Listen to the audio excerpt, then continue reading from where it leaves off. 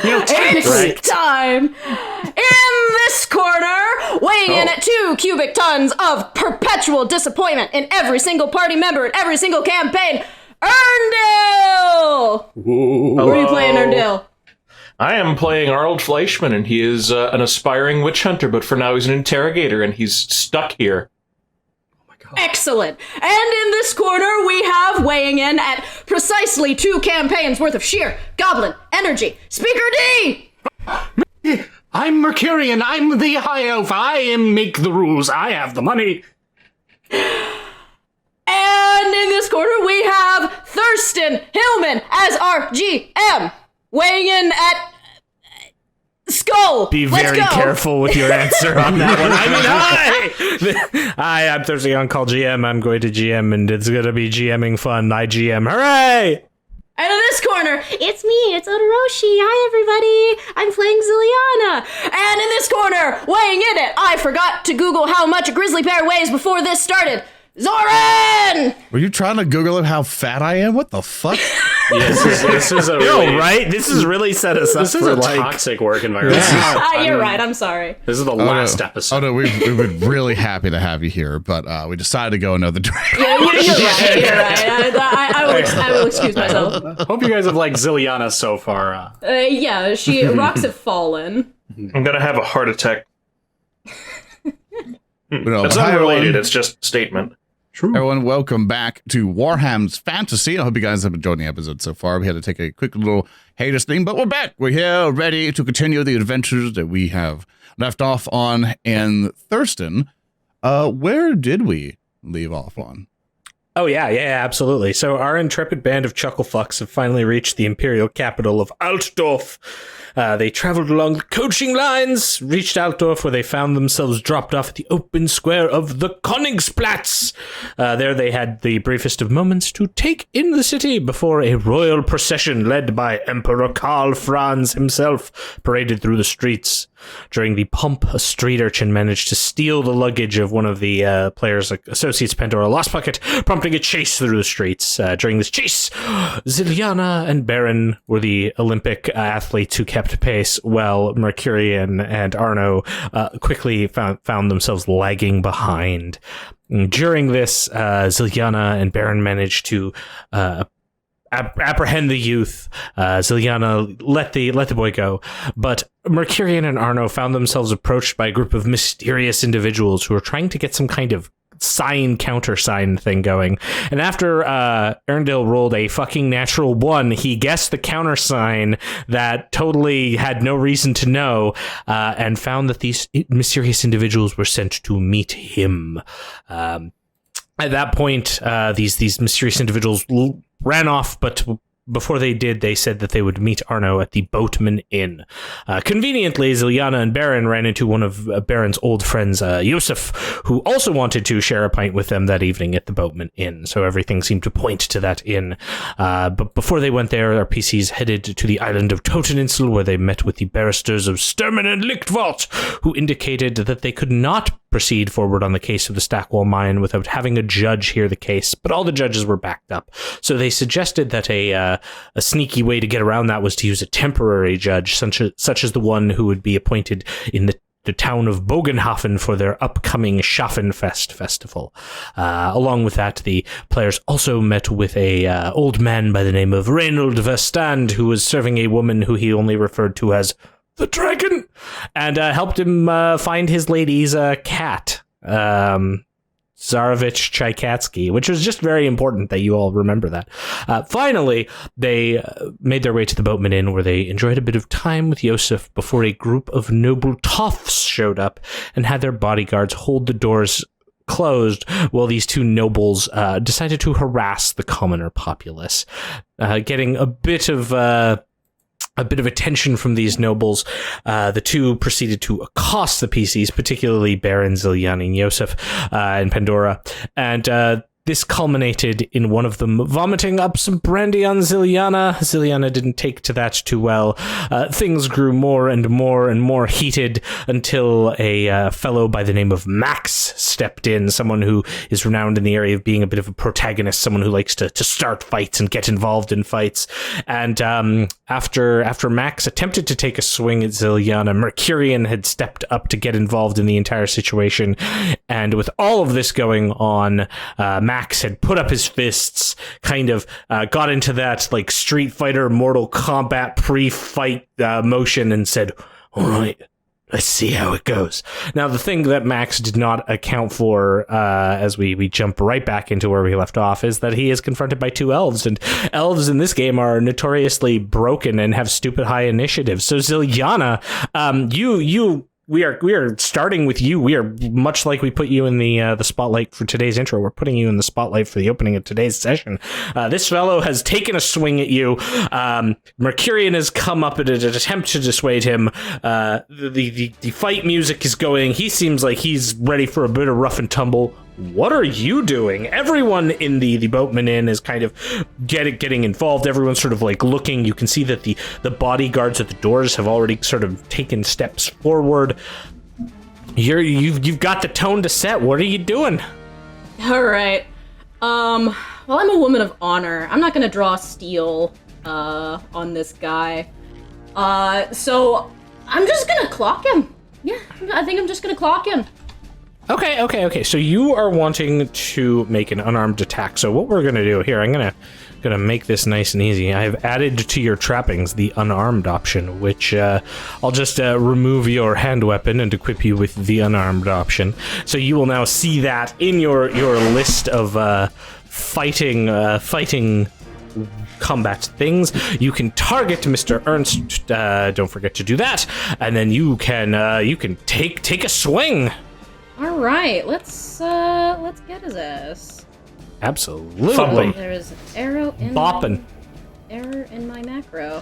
Oh no. What could this be? Excellent Click the timing. sheet. Yeah, just use the sheet for now. Yes. Oh, hey, here we go. There we go. Yeah. Just challenging, I imagine. Yeah. Or do I outnumber It's gonna him with it's gonna Mecurion it's gonna here? be an opposed test, so there isn't Oh, okay. any bonuses. So. Excellent. Da, da, da, da. 49, right on the dot. Okay, well, this fellow is going to reciprocate. He is getting his melee on as well. All right, let's see what happens here. Oh! He wins nice. against you, He managing by 1 point to beat you out. Damn him. Gosh. As his fists come up and block the blow. All right. All right, square up. That would be you, Zilyana. This brings us to Mecurion. I was really hoping not to have to deal with this sort of situation. I'm going to look at the big fat bastard that caused all this fucking tumult. I gave him Jacob. Yes. Yeah, I gave him a number price to get the hell out of this. I'm thinking I might just stick to it. So if I were to move at all, would he get an AOP if I stay in like base to base with him?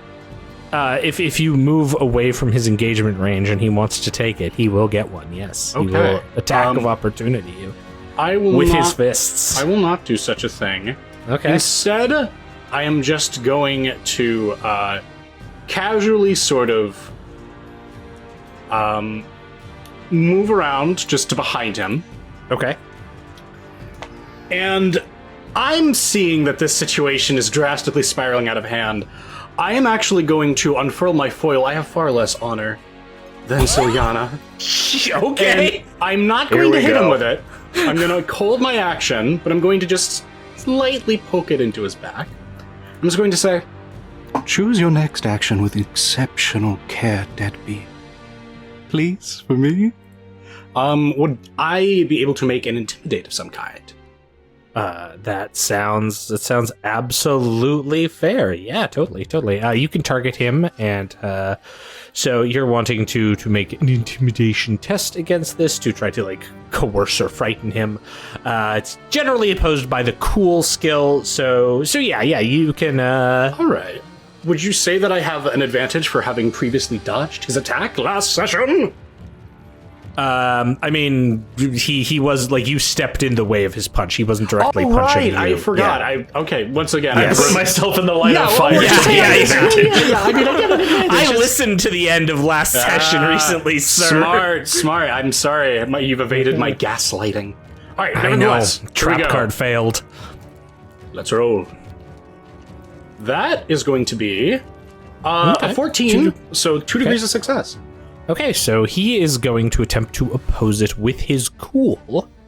Very cool. Yeah. So we will see. In this case, you've pulled a weapon, so I'm not going to say he gets like any bonuses or penalties because, like, you've pulled a weapon. This could go either way. So he's just going to roll. In his rear. You are, however, again, like, this is balanced out by you were stupid enough to draw a sword in a barroom fight, so we'll see how this goes. Well, I'm hoping to de-escalate it. Okay, yeah, you win by 1 success level. So what this does is this causes you to cause, like, fear into the target. I was hoping to de-escalate this. I didn't want to Well, I mean, like you're coercing, but you can't just do like 1 skill test in like a combat situation where attacks have been made to basically get a guy out. He's especially not with like 1 success level effectively. Like you've got him worried about you, but like this is kind of spiraled a bit now. Yeah, you got to make multiple if you really want a non-violent de-escalation. These are dumb people. They are in a bar. They are looking for a fight. I see. And this guy is literally his whole raison d'etre is to fight. But you do have like basically like fear. So if he tries to do anything to you, he's going to take a -1 on his success levels because of that. Fair enough. Would I won't fish for extra success. I don't even know if that would do anything else for us. Would that give me an advantage? It's an opposed check, so absolutely he will get Peace one in our advantage. time. There ends Mecurion's turn. Okay. Yeah. All right. So this brings us to Mr. Max. Okay.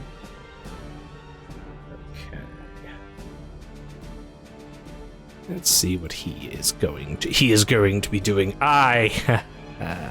This is exactly what he's going to be doing. He is going to do an opposed melee test with you. He is targeting you, Mecurion. And he is attempting to disarm you of your your weapon. Foible. Of your foible, yeah. So he's not he's not like attacking you with a weapon in this case. However, it is an opposed test. So he is going to do his melee. Yeah, so he's going to do his melee. I don't know if he gets any extra bonuses on this. I just need to double check. Dun, dun, dun. No. This is just going to be an opposed melee check, so he'll go on his. Okay, so he is he's going to get his 2, so an impressive amount of successes. All right, so this is opposing, I guess, with my own weapon skill. Yeah, it's an opposed melee, Okay. like a melee skill of your choice. Excellent. So he is surrounded, and I'm in his rear, if you want to take it that way.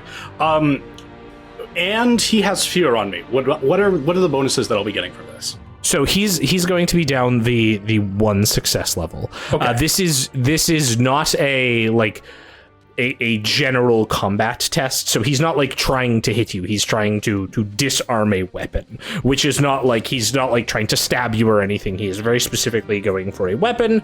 And so he's going to like be down that 1 success level for now. Okay, let's but see I won't what be you getting get. anything for like outnumbering him and surrounding him or anything like that. No, not at this point. Okay, just wanted to know. Let's roll then. Well, almost. Wow. Bingus. Even if you did get those bonuses, it would not have mattered. No, that was, I'm willing to reroll this. Having my foil on hand is actually quite important. So I will spend one of my 2 fortune. Okay, absolutely. And, wow. I know, it's incredible. Let me Okay, do it up. Do it up. And I will spend my 2nd fortune to equal his successes. Okay. Which would make that not happen? Yeah. So essentially, if he fails the test, he prevents your weapon from. Oh wait, I wouldn't need to because it's a foil, and I would get 1 to my successes anyway.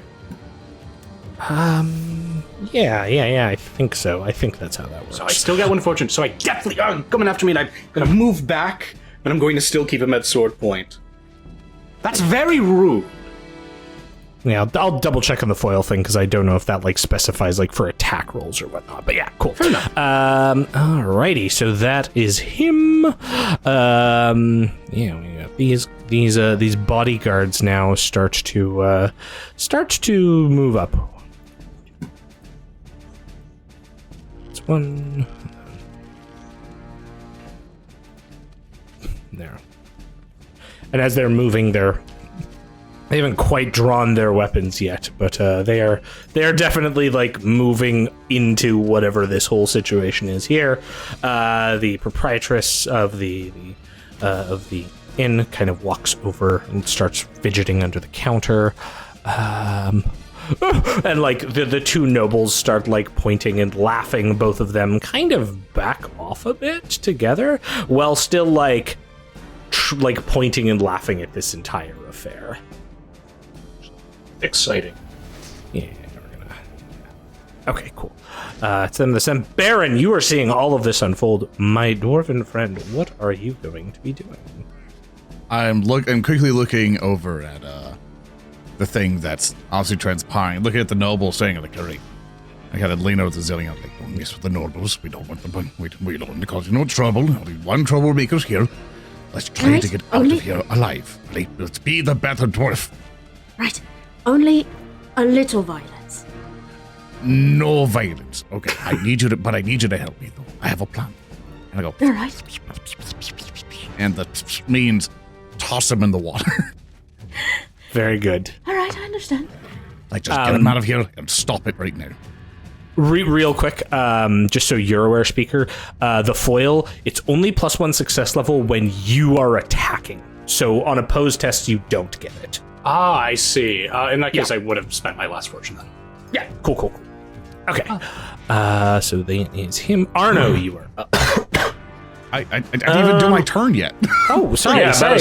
I am a monster. Yeah. Well, you were having this cute conversation. What is Barin doing then? Tell me. Sorry. It's like, Baron's getting a position to help Zilyana. Like, he goes, hop, and kind of hops on the table, and basically hops over this way. And Okay. I want to try to use an action that basically try to put, like, you're going to have to help me on this one. How can I Okay. push him to the railing, or at least try to topple him over in a way? I don't know if that's possible or not. Okay, so you're trying to make some kind of like, I want to push this fellow, but like through the railing. Okay. Or over, not through. Yeah. It's No. This is fine. So this is probably going to be, probably a athletics. I'm going to say here is what you're going to want to use here, because it's like you're kind of using your physicality to push this person. Oh, my athletics of 24 will be very helpful here. Yeah. I mean, A little dwarven noodle arms. Hell yeah. All right. Look at him.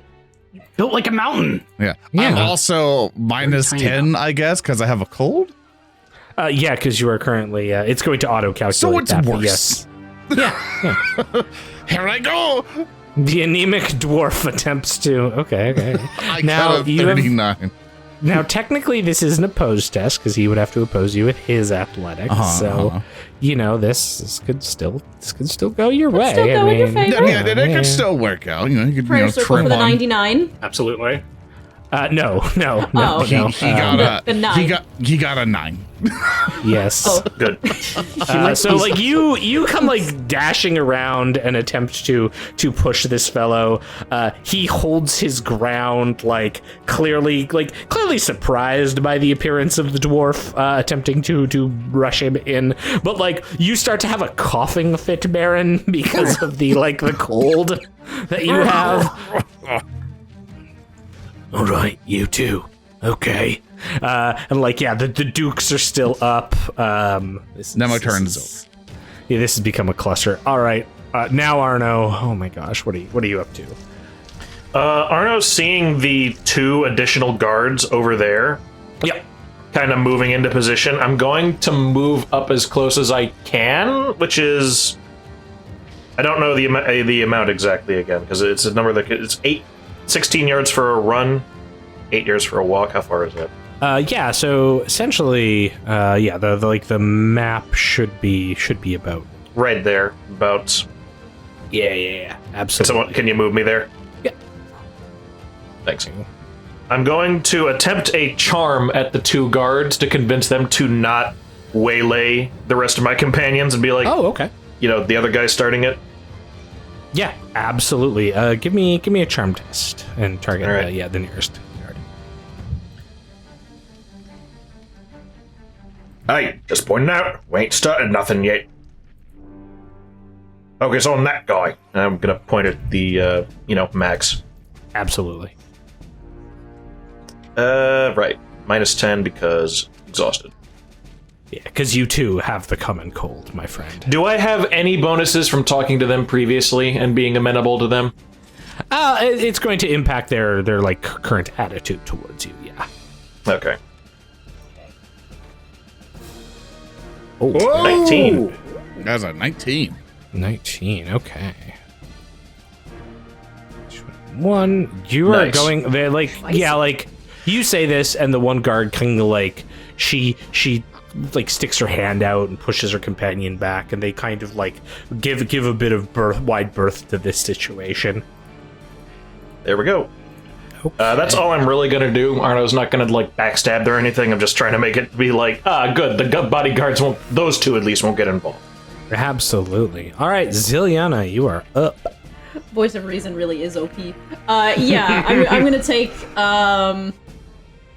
Barin's advice, and I'm just going to try and huck this guy into the little bit of water right here. Just drop him into the river. Okay, yeah. So this will again be an opposed athletics test. You're going to get +20 on this because of the presence of all your allies here. Yes, indeed. Alright, athletics. There you are. I'm pretty good at athletics. Alright. Let's go! Oh, That's I'm gonna spend the fortune on that. that's one. a 91, Chip, and now we're gonna reroll that. That's a No, good idea. Spend the fortune on that one. Alrighty. Do you want alright. to target him too? Just to Yes, that's a good idea. cool, That's something I should do. sweet. See, it was a test roll. It was a test roll. I was testing you. Yeah, It's all in absolutely. the simulation. You didn't see it. You didn't hear That's it. not much better. I mean, Not that's a much 63. better, but it is still a success. It is still a success. Okay, he's going to make his check to resist being maneuvered here. I mean, there's a guardrail here, but you kind of have this outnumbering going on, so I'm just going to call that even Steven, so he's not going to get any bonuses on his. He does have 1 advantage, so... Whoop. Oh With a 1! The He really is a protagonist. Wait, guys, new idea. Recruit this man. He was You're right, transported you're right. into this world from... He was in the grocery store, and now he's here. Oh my god. We have the halfling. Now we get this guy. There's already 4 of us. He's already got the hair. We got this. Just start adopting people. We're in this Hey, guy. man. Oh my We're in this God. guy's pilot episode. Yeah, wow. Like you go and like there's no way this person is not moving. Like Barin has tried to rush into him, has a coughing fit, like still has kind of the sword like awkwardly in the area of his back, like turns to you, Zilyana. You try to like grapple maneuver him and just like shakes his head. Not today. Not today. I've got to kill today. chaos. This man's about to go fist fight Korn. What's holy going shit, on? he's using you to build advantage to fight Archeon. This is all right, Mecurion, you are up. I believe reason has failed us today, gentlemen. Oh, it hasn't. Oh, well, it has with this individual. And seeing that this man is as reasonable as a chair might be reasoned with, I'm going to make a shot towards the back of his head, not with my foil. Well, with the foil, but not with the pointy end. I'm essentially making an unarmed attack with the arm that has the foil in the hand, punching him if that's possible. Okay, here. So what I will do... You're still trying to get the benefit of the foil No, without I using just the don't foil. want to put it away. No. So what I'll do is, when we originally set up these characters, I had this set up, but then it like got messed up. So I just need to add unarmed to you. All right, so you are basically going to spend the equivalent of a move action, like flipping the foil around to bop, because I'll let you basically treat it like a specialty unarmed attack here. Sure. Okay, so then you will unequip foil, and you will get unarmed. All right, so you should see unarmed on your character sheet now. Let me just close it, reopen it. On the combat. There you go. The combat thing. Yeah, I tragically do not. If you go into combat, you should see melee weapon unarmed. Oh, yes, it replaces foil because you can only have like Terrifying. two weapons. Yeah. All right, so this is an actual attack. It's from his rear. There's two of my friends here. What's my bonuses to hit here? So in this case, you're going to get, I believe it is going to be a plus 40, but let me double check just in case. Yeah, it's going to be plus 40. All right, so I'm just going to rear my hand back and be like, "You don't!" And I'm going to hit him once to the back of the head. No, you won't. I'm going to barely hit him with a 92. Oh Okay, my with a God. 92. Okay. He will oppose you with his unarmed attack. Oh no! Didn't you lose your advantage before? Because you failed another opposed. I Right? never failed an attack. No. Yeah, no. He gained it from other people repeatedly. No, I meant speaker. Oh yeah, no. No, I didn't. I didn't fail him. He passed it because he spent fortune. That was the thing. Oh, that's right. Okay, yeah.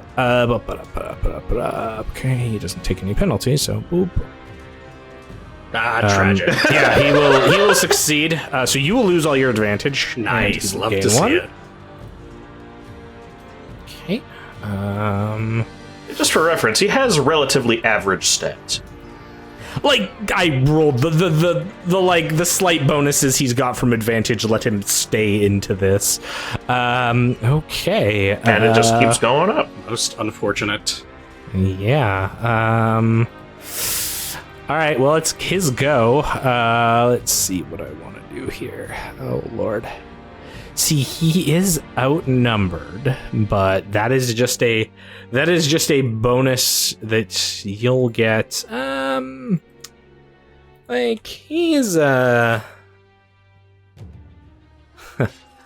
forget if I can how disengaging without taking attacks works. I think I have to spend all of his advantage to do it. Yes, you blow all your advantage to disengage without being attacked.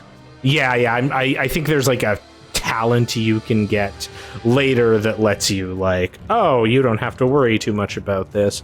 Okay, so yeah, Mecurion, you have attempted to do this, but have not done too well. I think at this point he is like he's turning around. He's seeing like all of this going on. He's obviously like not wanting to get beat the crap out of by 3 people at once, but hey, he's in it to win it. So you tried to like smash him in the face where the others have kind of been grappling. So he's going for you, Mecurion. We'll see how this goes. He is going to attack you. So he will like maneuver so his rear is now facing Zilyana, so like you're not going to get that bonus. You will still get the like outnumbering bonus, so like you'll still keep a plus 40 on this. Okay.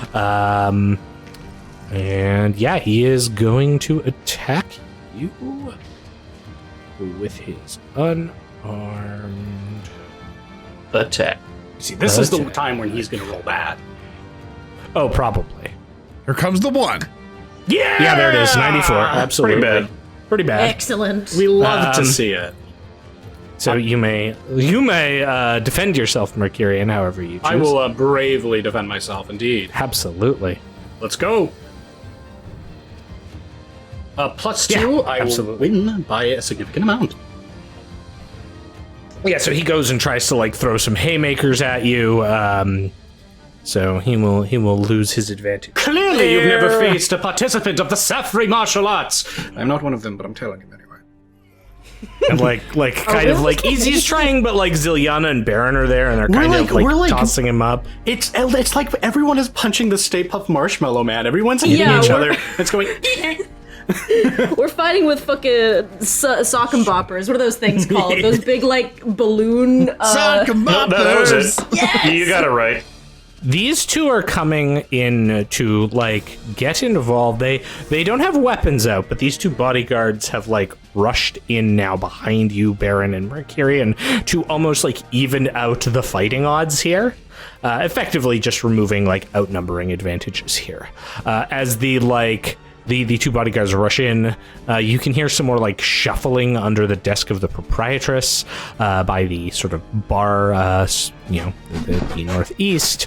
Yes, make it a fair fight. Yes, make it a fair fight. It has to be fair, 1-on-1. yes. The nobles are like continuing to chuckle. In fact, they even move and like start adjusting the chairs at these 2 tables, turning them around to like gape and watch at the commoners fighting one another. Right, that's them. Barin, you are up. What? Shoot them over with a crossbow. Yeah, at that point, I'm like, oh, screw it. It's like, I'm done. I said, I asked, how long will this last? So before, let me explain. So before the session, I was sitting here like, all right, guys, we probably might not want to kill these nobles. You know, like if we kill nobles, it's going to be really bad for us, and yada yada. And then Earndil immediately goes, let's see how long that lasts. 1 round. We had 1 round of good aligned Barin. Savor it. And then like just the dial shifts the murder. Zoran, I'm going to out of character. If you do not escalate this, I will give you 2 silver. My God. That is a promise. I wasn't planning to anyway. You said you were. Inside of Zoran, there were 2 bears. I was All right, joking. Barin, disciple of Corn, what are you up to? Which one wins? The one you feed. That's a darn good question, to be honest with you, because the plan was to basically like push this guy over and then look at the bodyguards and go like no, and the only thing I could really realistically do is nothing, because apparently my dwarf is noodle armed. No. And I've You guys are trying to table him. Just fucking punch him. Yeah, that's the only thing I can really do. I'm gonna punch the protagonist, in which technically with the positions that I am in and everything else, but I still technically outnumber him by 1. No, the way it works for determining outnumbered is abstract. It's based on just the number of participants in combat. Yeah. So it's like technically 3-3 right now, because it's like this is abstracting it, and it's supposed to represent like, oh man, like you're moving around and blah blah blah, even though you're not moving. Okay, so I'm going to add unarmed to yours as well. I might just have to do that to Arno real quick too. Let's do that, and we'll just unequip that and give you that. Cool. There you go. You should have it in your combat stuff right now, dog. Thank you. I appreciate it. I appreciate you. Oh, it's being weird. Okay, here we go. Oh, That's damn. 5. 5. Oh, damn. 5. Winner chicken dinner. So you're attacking from the side, so you're also going to get a plus 20 to that, because he's currently facing towards Mecurion. So your success levels are going to be 5. Awesome. And then he is going to try to defend himself with his own unarmed attacks. Let's see, how can the protagonist do? Who knows? Let's find out together. My God. You manage to win, doing 5 points of damage to his body as you just start punching into him. Actually, 4 points of damage, I should clarify. You just start punching into him. Okay. I'm gonna say, what are you making? Let's visit. So terrible. Stop it! I don't want to kill you. Yeah, I don't want to kill you. I don't want to kill you, he says, punching him repeatedly. I don't want to do this. Why are you making me do this? Oh, why are you making me do this? Yeah, this is just great. All right, yeah, so you lay into this person. You also gain a point of advantage. Very good. All right, so Arno, you are now up. You are seeing that Barin has quite taken to your mental advice of just punch him. What are you up to now? Arno is going to continue to step forward. Another 8 yards about here. Could you move me? Sure. Yeah. Press, one thing you can always do with the measurement tool, you can measure it up to there, not with that line maybe, but do it if you press space, it'll move you. Oh, okay, good.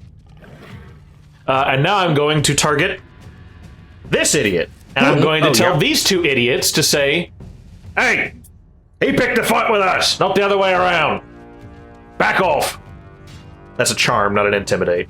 Okay. That is Arno being charming. Very charming, Arno. The charm intent is to be like, all right. I like it. Roll it up. Let's see what happens. Rolling. Do I have advantage? You would have one advantage from last round because you technically did win an opposed test. So yeah, I marked it there. Oh, I already added one to myself. Oh, you're good. It'll do it for the roll, so you're fine. Okay, cool. So should I just reduce advantage to 0 then? No. It's fine. Okay. Just roll it how you got it. It'll be fine. Damn it. Hang on. Gotta close it because I clicked on intimidate. Oh, no. Oh, no. Oh, that's a gosh. Wow. Arno is chief with a 2. These are all D100s, by the way. All right. Well, the bodyguard's going to attempt to resist with cool. Now, he does get a bonus to this of plus 20 because of the shouting of the nobles. Because coin buys loyalty. So let's see how it goes for them. Oh. Arno wins with 3 success levels, causing them to kind of doubt themselves a bit. They're still in it until their turn, but of course they're definitely like, whoa, maybe. Zilyana, you are now up. All right. Let's see. I really do think the best way to defuse this is just to huck this guy into the river still. So this is second time the charm. Just beat him. Just beat him. Okay. So you're gonna get a plus 40 to your athletics here. Yes, indeed. So I think that will that. Should, minus plus 20. Plus 20. Oh, plus 20. Okay. Yeah. All right. Let's just try this out. Sure. I would like for him to have a small timeout to think about what he's gosh. done. You rolled a 99. Oh, Zilyana's not feeling it today. Zilyana needs a nap. The elves are having a hard In an time. alternate reality, we're overlaying Piebrain and Graka with this scene of like, but who knows? I could terribly fail this. So let's see what happens on this athletics test here. Come on, man, get 100. Get 100. I could do it. No. Oh, he does no. fail harder. He does fail harder. Oh, he does though. fail harder. He does fail harder. So you begin to maneuver him.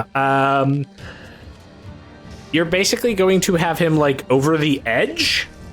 He hasn't quite fallen in yet because there are guardrails there. So you've got him like pushed down over the guardrails. Yeah, gentle persuasion. Just, Yeah. all right, now think about what you've done. I just want Zilyana. I just really want you to hold him by his ankles and like dunk him in the river, bring him out. And go, who does number 2 work Waterboard for? this man.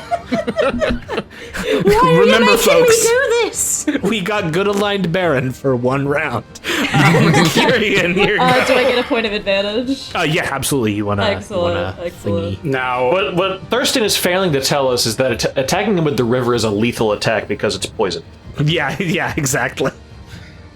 Is that river just so rancid that the second you touch it, it's like touching It's in Altdorf. you can only pray. the NYC It's the City Detroit sludge? River. Yeah. It's the Thames. Now it is up for Speaker to make a decision. Now, what I could do is I could just help Zilyana punch this guy in the skull, help him fall into the river. But my honor's being besmirched. We've got fucking, like, Milky Mouse and Thug Huggo over here laughing it up while we, like, engage with these, like, barbarians. We've been buttering up these guards. Everyone hates in this room everyone that is the aggressor. I'm presuming that the atmosphere here, the people here that have been hiding in their drinks, the people here who have been kind of trying to avoid this fucking bully, even these guys who are slowly kind of starting to take Arno's stand in it as like these bullies are attempting to like essentially sick their guards on us as a scoundrel attacks us. I'm assuming the mood on this tavern is relatively negative towards this fat fuck, right? I mean, would you like to spend an action doing some kind of insight check to figure that out? No, Or I'm intuition? just going to act. No, I want to do it for free. Yeah, of course. Well, You don't know. You don't know how these foreign people feel about this situation. Well, I mean, I've been in the room for like this entire encounter. Surely I've seen like how- no one's got up and like stepped in. They're all like nursing their drinks, looking at you. You certainly see that, but you've also been so like focused on this guy who you've been trying to like stab, beat, toss. So Well, I mean, I don't mean within the encounter. What I mean is when these guys walked in, the guys earlier were like holding to their drinks. It was kind of like an attitude of like, "Oh, shut up! This will be over soon." yeah, exactly. That's what the attitude is. Yeah, that's essentially what I was asking. All right. So if I tried to incense the crowd, would that be a leadership check? I would allow you to do a leadership test on that. Absolutely. All right. Seeing the attitudes of this bar, I'm going to move over here, kind of putting my foot on the table and sort of calling out to everyone. Ladies and gentlemen of Altdorf, let your honor be no longer besmirched. See, this fat cow-born slob, this insipid worm that calls himself a noble, a fool, an insult to the good name of your city and your nation. Look and behold as he laughs and revels and barfs and shits on the floor. Watch as he lives in his own morass and cheers on the criminals that beat you for your coin. See his noble workers, brave bodyguards of your city. Watch as they hesitate in the face of this bloated cow-born bastard. Will you allow this man to sit and drink and waste in your midst? Or will you throw him and his ilk into the river and ask his father for a better son? And I'm going to make a leadership check.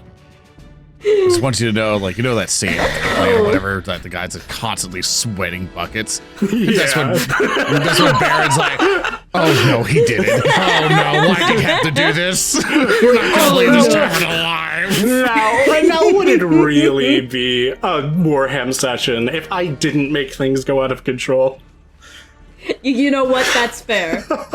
I'm playing Combat Cocktail right now because of how bad I think it's going to go. Well, No. hey, if you're gonna make it a fight, make it a fight. But if you're gonna we make weren't it trying a to make win, it a fight, you bean! make it a win. Six success is astounding success. Nice. Nice. Okay. Revolution. All right, so what characters you guys want to roll up? All right. One sec. I have to set up a thing real quick. I wasn't expecting this. One moment, please. I think I might have play a to do wizard thing. next time. It's a pretty good one. I might make up Lauren his original concept, but I might give that a try. Burn Smith. All right. Well, you succeed with 1 success level. Okay. Oh, actually, no. I succeed with 3 success levels because I'm gold status. Yeah, that's true. Do they recognize your noble status? You are an elf. Yes, they do, because I'm rich as hell, and I've loudly proclaimed that I'm a noble. Yep. Okay. All right. Well, we'll figure out. We'll see what their reactions are in just a bit. The struggling man will continue to struggle against you, Zilyana. Now there is no facing, so this is just going to be a test. But you're going to have advantage on him. I'm assuming, because Mecurion went to go proselytize on the chair. So Barin, I'm assuming you followed up when he got pushed over. So I'll give you some of this. But all right, he's going to try to break out. He's going to make an athletics test against you, Zilyana. Yep. He rolls a 53, which is a fail by 1. Gonna get you to give me a just a flat athletics check challenging, but you get your advantage, so you'll have the plus 1. You already rolled all your 99s for the day, so you should be fine. Yeah, exactly. There shouldn't be any more. Knock on wood.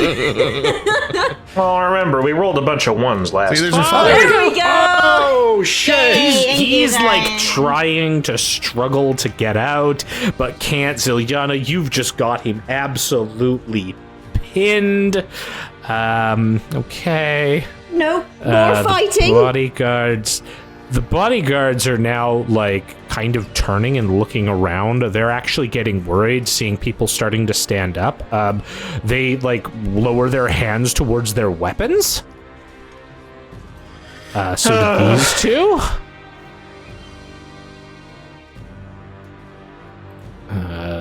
The proprietress takes this moment to now begin walking down this way. As she does, she is now leveling a blunderbuss out. Let's see here. Okay, well,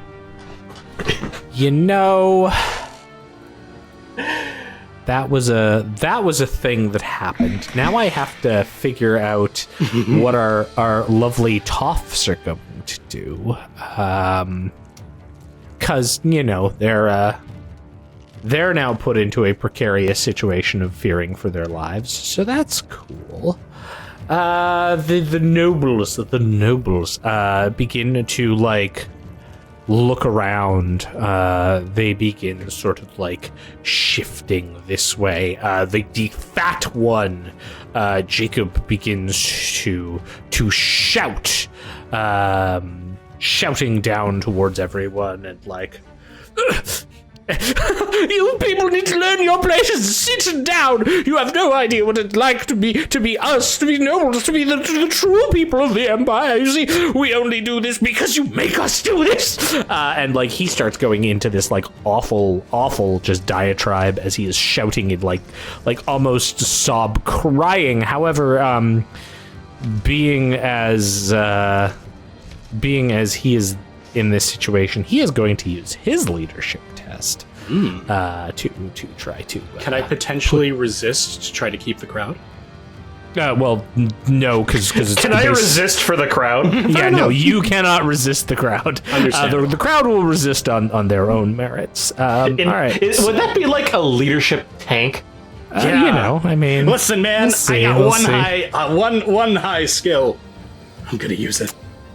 his thing is not too well, but we'll see how the how it applies to the cool here. I mean, technically they're gold status too, so they're also in a state of. So they're at +1. Yeah. But I'm not going to give them as high a bonus as what Mecurion got, because Mecurion has already swayed them. So rather than like the +40, they're only going to get the +20. Boop. Yeah. Yep. Okay. Everyone's kind of like very confused now, and there's like this like shouting between the nobles going on, and the people don't know what to do, and like these are people who have grown up their lives with like, you listen to nobles, and now there are two different nobles in here that are telling people what to do differently, and as this is going on, these two are also like kind of like haha, like jolly gagging towards the door. Barin, what are you up to, my friend? That elf's gonna get us all killed. Now let's take care of you first. They go, poof, basically shove him over the railing and try to push him in the water. Absolutely. All right. Yeah. Do it up. Give me a test here. Okay, and I should have. You have advantage, so you're gonna get the +1. Yeah, that's +10, right? It's going to be built in automatically because you've got the point already on your thing. Okay. So that's going to be factored in. You're also going to get +20. I'm asking just to make sure the math is right, because my -10 is gone, just to make sure that's correct. Yeah, so it's going to be plus 10, -10 because of the fatigue, but you're also going to make it at a +20, so the test will be +20. Yep. All right, I rolled. I want to roll one of those re-rolly things and see if I get better. Your fortune, absolutely. Yes. So you're 1 fortune for the session. Cool. Actually, two, because you would have to. I'm a dwarf. Oh, I got a 44, so you'll get exactly on the dot. Flat Nice. success. He's going to try to resist, but we'll see how this goes. Ooh. Oh no! Yeah, Nope. you got a 97. So the dwarven cannonball just pushes him over, and I there's headbutt this. him in the ass, so my candle on top of my helmet burns him on the way. Little Looney And Tunes there's like bit. this as he like stumbles over and falls, and you all hear this like sploosh sound as he lands into the water, and like you hear the coughing and like as like he's splashing and moving his hands. And I just kind of turn around and go, well, that's done. Shouty, you can tell him to stop burning now. We took care of the problem. Arno, you are up. I'm in a very precarious position here because I could try to double down on inciting the crowd against the noble, the bodyguards and the crowd against the nobles. Mm-hmm. I got an idea, actually. No, that'd be a bad idea. That's their payroll. I'm going to do a charm on the bodyguards. Can I do all 4 of them, or do I have only like one? No, per I'll group? let you get them all like at this point. Yeah, absolutely. Okay. I'll target this guy. And I will do one more charm, and I will say, all right, problem's taken care of. You can go back to your fat louts now if you want. Do it up. That'll be a charm. Do I have another advantage? Yeah, you should be up to 2 because you succeeded last round. Good. Advantage out of combat. Arno, proving the out of combat methods work. Excellent. All right, I roll. I get 83. Hey, I'll tell you what. I'm going to spend one of my 4 resilience to make that a 1. Oh, okay. Okay. Wait, resilience? Oh, wow. Ooh. No, Yeah. Remember, resilience can be used to just straight up say, I win. Yeah, exactly. Absolutely. Okay, so your resilience will go down to 3. Oh no, 3. So like I spent them last time too. Well, no, because don't the resiliences like almost never regen? He has to do something that, like, basically completes his motivation. Like, is an act of extreme importance to his motivation. I see, okay. But I can do that relatively, not easily, but I know how to do it. So Yeah, and this is probably important to you, is not inciting a gosh darn riot in, like, the middle of town. With a 1, they all like look. They're like, all the guards sort of look to you as you say this. Then they look back to the nobles who are like eking towards the door. And yeah, it seems like there is like a general notion that all of these people are going to start like heading out now. At this point, I'll just ask, are any of you planning on interceding as they leave or adding anything as they do depart? I'm not planning on doing anything to these guys, but I was going to continue to challenge these nobles. These guys. Okay. No, then that's bravely dishonored me, that's my important. party, and the fair people of this tavern. I'm just trying to get the bodyguards away from you guys because I don't think you want to have a 4v3. Zilyana, what are you going to do? I will stay in combat because this could matter. All right. I'm just gonna point at the guy in the river. All right, you stay in there and you think about what you've done. And I'm going to walk back up to Mecurion and just kind of interpose myself between him and the bodyguards in case things go really bad. Okay. Mecurion, what are you doing? I'm going to kind of come down from the rest. I'm going to, if I can, just sort of move on to around over here as they leave. And I'm going to point and laugh at them. I'm going to say, "What's the matter? You can't vomit your way out of this conundrum? I tell you this, bastard son, if indeed you are of your acclaimed heritage. I challenge you to a duel for the honor of this tavern and of Altdorf. I levy you a no worthy son of your family name, and even less worthy to the glorious city of Altdorf and the empire of Karl Franz. I challenge you as Mecurion Goldheart of the great High Elven Kingdom of Safri." Okay. And, All right, you want to make a roll for that? yeah, can I? Mr. Game Master. Hello. Yes. Zoran, yes. Mr. Game Master. Yes. Can I just have my crossbow hidden out? Oh yeah, I assume Will you maybe that allow was that? like after the headbutting, like Yeah, just, because in case some elf does some fucking shit. Okay. Get us all killed. Okay. I like chat. I like chat right now. This is very good. Okay. Mecurion, what kind of test would you like to apply onto this noble? I'd like to apply leadership if at all possible, since I am sort of lit being. All right, fair enough. You are not his superior. Fair enough. In which case, my hope is that if he refuses, it will further piss off the crowd. But if necessary, I don't know if you'd call this a charm test, but perhaps it might be. What would a challenge be considered, Thurston? I mean, like, he said he wanted to make a test. I'm not even thinking there's a test here. You are proposing a situation to this NPC. Yeah, sure. I guess if... Yeah, the guy's just gonna go, no! I guess if he refuses, then I would request a leadership check to, like, embarrass him. All the bodyguards do nothing as they stand in shock. This lady comes down here, has her blunderbuss ready. The like one nobleman starts like pulling on the collar of his fat friend Jacob. Jacob, like his jowls like shaking, turns to you and says, "Well then, yes, in the rules of Altdorf, I accept your duel. Yes, I do. Yes, I do." Excellent. Then let us duel. And I will gesture to my foil. Unless you'd like to run away from my steel as well. You don't duel people in the middle of a tavern. I understand. Yeah. I know. He pauses. Oh, no. Use the rules of Altdorf as you've invoked. I will go gather my champion. Oh, of course. I'm certain you will. The finest thing your dirty money can possibly buy. You wouldn't dare face another noble in one-on-one combat. You're far too weak, flabby, indiscreet. I have a champion beyond compare, a champion you've besmirched, and since we've already taken care of your previous champion, I'm sure you understand and can completely appreciate how utterly we would dominate yours. I'm asking for your honor, your flesh on the line. What do you fear? Defeat? Because you know it would come to you?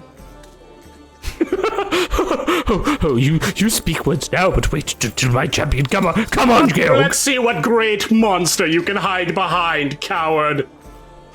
Like, he shouts, come on! We'll be back here tomorrow! Just, like, rushes off. The bodyguards all start to head out.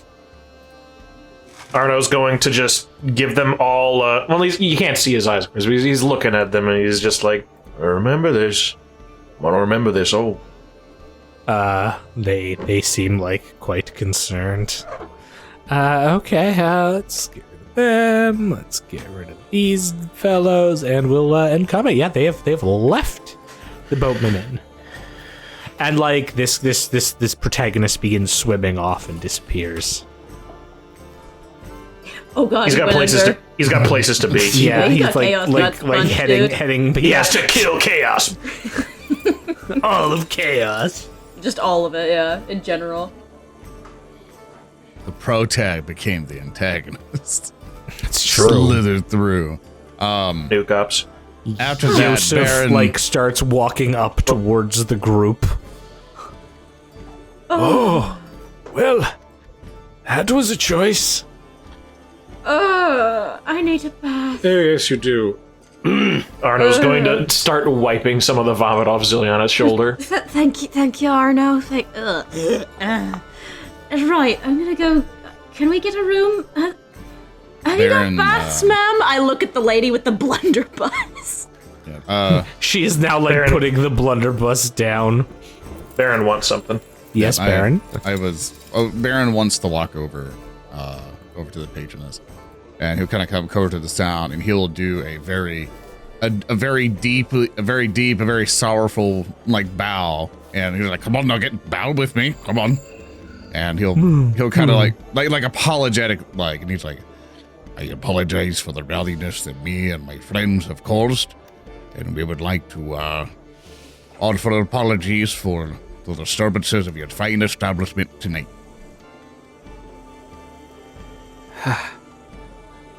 There is a pause from this woman, the proprietress, who you've not quite dabbled with much. And there's this pause, and she just looks at you, and she's like, "Well, you and your friends can have rooms here tonight. That is fine. It's the least I can do for your friends' last day on this mortal coil." Hey, we appreciate that. And she like kind of nods and makes the sign of the comet.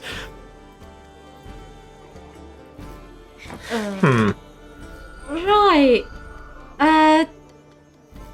You've got baths, right? Arno points towards the big square of water in the middle. That's more piss than it is water. Is it better than vomit? You know, that is a good point. Yeah, and they have like a room with a bath, and all of you can like get kind of redressed up. The mood of this place immediately drops. Several of the groups like depart, leaving it almost empty of people. Lost Pocket has returned to her seat. Yusuf goes to his.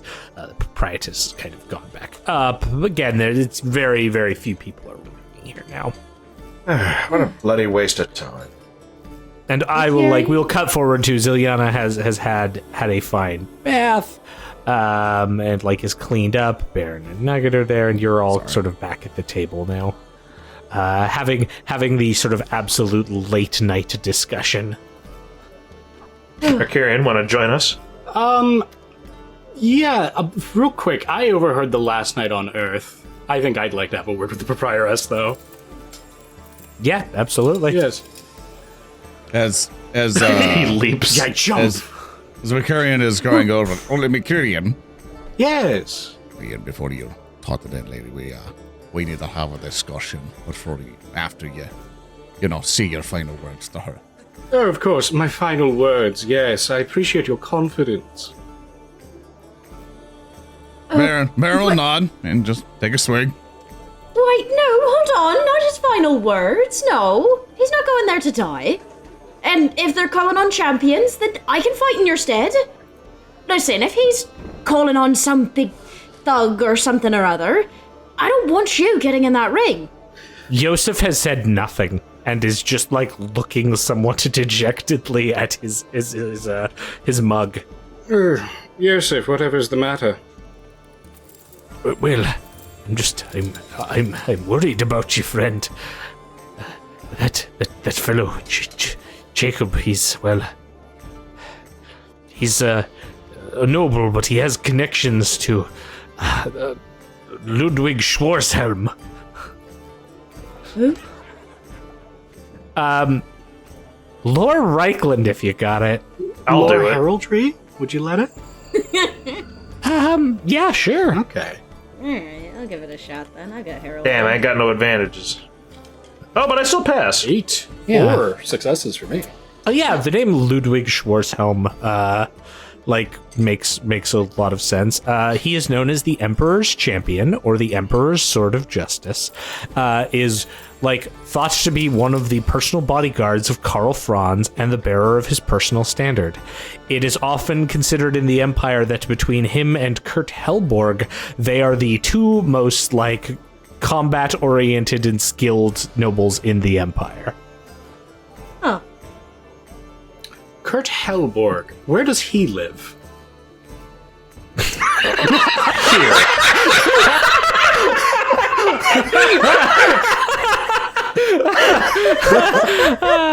Well, he could be anywhere because he is the Grand Marshal of the Reichsguard. So I don't know, with the army That just left. Oh no, they just came back actually. No, they were leaving. Oh, they were leaving. Oh, that's unfortunate. So where exactly does this man live? You don't know. Even with 4 successes on Lord Heraldry, I wouldn't even have a vague idea. All right. So I don't know, the Coca-Cola logo pretty well. Do you know where the president of Coca-Cola lives? I know where the headquarters are. Denied, sir. I would know where I could go to ask someone that information. Possibly, maybe. I would go to, I vaguely recall what state it is. I myself don't have +4 successes on my Coca-Cola roll, but I know that Coca-Cola is located, I believe, in one of the Midwestern states, so I would know, I could probably go there, and then go to the main headquarters, vaguely where that is, and then I would say, hey, do you guys know where the Coca-Cola company president lives? And they'd say, yeah, he lives here, and I'd be like, okay, and then I go there. And then I would ask him because to it kill would a be noble that fan after easy. me. Yeah, wow. I need you to fight Pepsi's champion on my behalf. Yeah, we're gonna fight Pepsi Man. All right. So yes, that has been thrown out there. Good job. Barin consumes alcohol. Just get it in while it's hot. Barin becomes a tragic, sobbing, not sniffling, I should say, mess of a drunkard. I'm just sipping at my tankard. Yeah, you're quite gone at this point, Barin. These are you've joke had a rolls, lot. by the way. I'm just Oh, saying. okay. Oh, fine. Well, Right. that's not ideal. Do I know anything about this man's character? Ludwig Schwarzhelm? Yes. Do you know the secret ingredients to Coca-Cola? Yeah, do I know the secret ingredient, perhaps? No, you do not. You know that, if this man could be called upon by this noble, it would be bad. You don't even have proof that this is the person. It's just everyone is like, oh, he knows this guy. This could be bad. He'll either hire the guy himself to do it, or he'll hire a guy that the guy recommends, which would also be bad. Yes, neither of those are quite ideal. I just love how, like, free you are with Zilyana's life. Like, I trust her to fight whoever I need her to. Barin will ask his friend, it's like, after he mentioned Ludwig and stuff, like, well, as far as we know, not just every single nobody might not even be able to call, one of those types of folks and whatnot. As far as I can tell, these are trust-tier nobles at least. So they might not even have access to amazing, knights or warriors even. So we might be able to luck out, but with enough coin, you can buy nearly any type of skill set in Hogwarts. But, Mecurion, you could have at least consorted with your companion here to see if she was willing, It was a thing of honor. This wasn't a thing that you could rely logically upon. Honor, Mecurion, when we're all dead. It's not Not to all of mention you. the rest of us are now in this. Well, not really. I wouldn't elect you as my champion, Barin. No offense. No, because will you make me an accomplice to your stupid shit tonight. Now Arnold those will nobles know all of uncharacteristically us. snort. Yes, regrettably, you are now all... This lady gets up from her table and, like, begins walking out. Regrettably, yes, you are now all accomplices to my stupid shit. A moment, though. We need not despair. We need only plan, friends. Because if I'm going to die, and then I'm not going to be morose about it, I'm going to do everything in my power to avert this fate and get this fat, bald bastard right in the middle of his fucking teeth. So, let's scheme towards that end, rather than crying over ale and brandy. If I An recall... ear-piercing screech echoes from outside the open door. Like that's the bad. scream of a woman. We're gonna take 5 on this. I'm gonna start running. Bloody hell. I will, but I'm going to be obviously distracted and not really looking where I'm going. Just on a callow walk. Okay, so you're walking, so you're going to be slower. Arno and Barin, are you, like, rushing, or what are you doing? Yeah, crossbow kind of come out. Come on, Nugget. Arnold's Yeah. going to go, but he's tired, obviously. Okay. Yeah. And also loves Nifty. it is down to resilience because, that was basically wasted. Okay. All right. So you rush out, Zilyana, and you see the woman who has who'd like previously left after your group started into their argument, and she is like standing by what appears to be 2 bodies that are down on the docks. You kind of come out, and she's like standing here, and you can see that there are 2 bodies, just like here and here.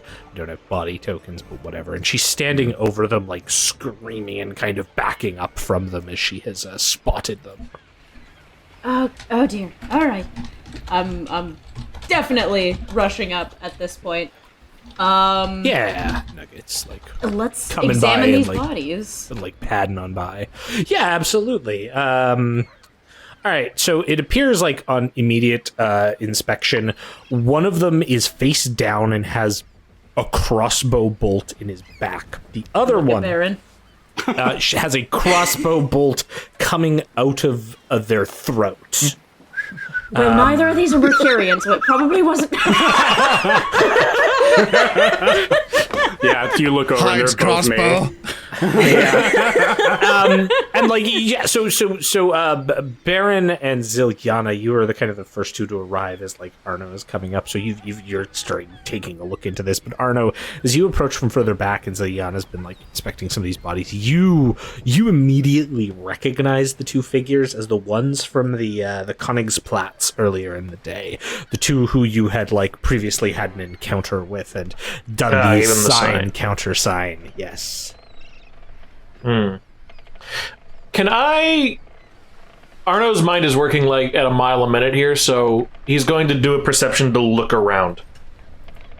Absolutely. Yeah. Because he gets the feeling that they were coming down here for this, and that he's being watched right now, and someone assassinated them because they're related to something, and he's immediately thinking about that because he's very smart.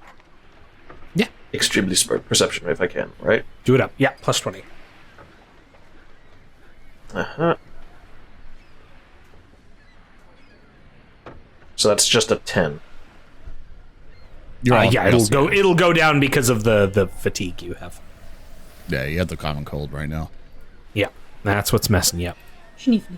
I know, Schneefels. It sucks to have a common cold. Sniffle whiffle. Sniffle whiffle. Sweet. I'll get a 38, which is one success. Okay, so what you're able to tell is whatever happened here happened relatively recently, and you get the like very far off, like someone in like a street well beyond the means of you to reach probably took a shot with this crossbow, but is now rushed away.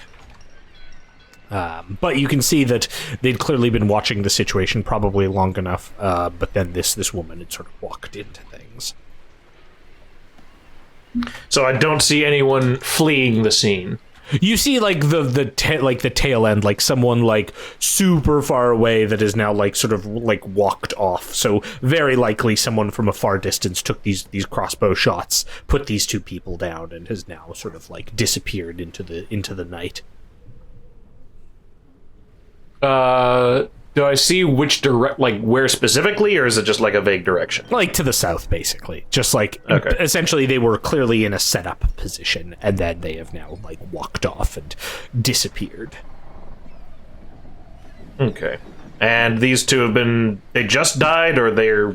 Oh yeah, you know, like very recent, like probably in the last couple of minutes they were approaching, and then they got thwonked.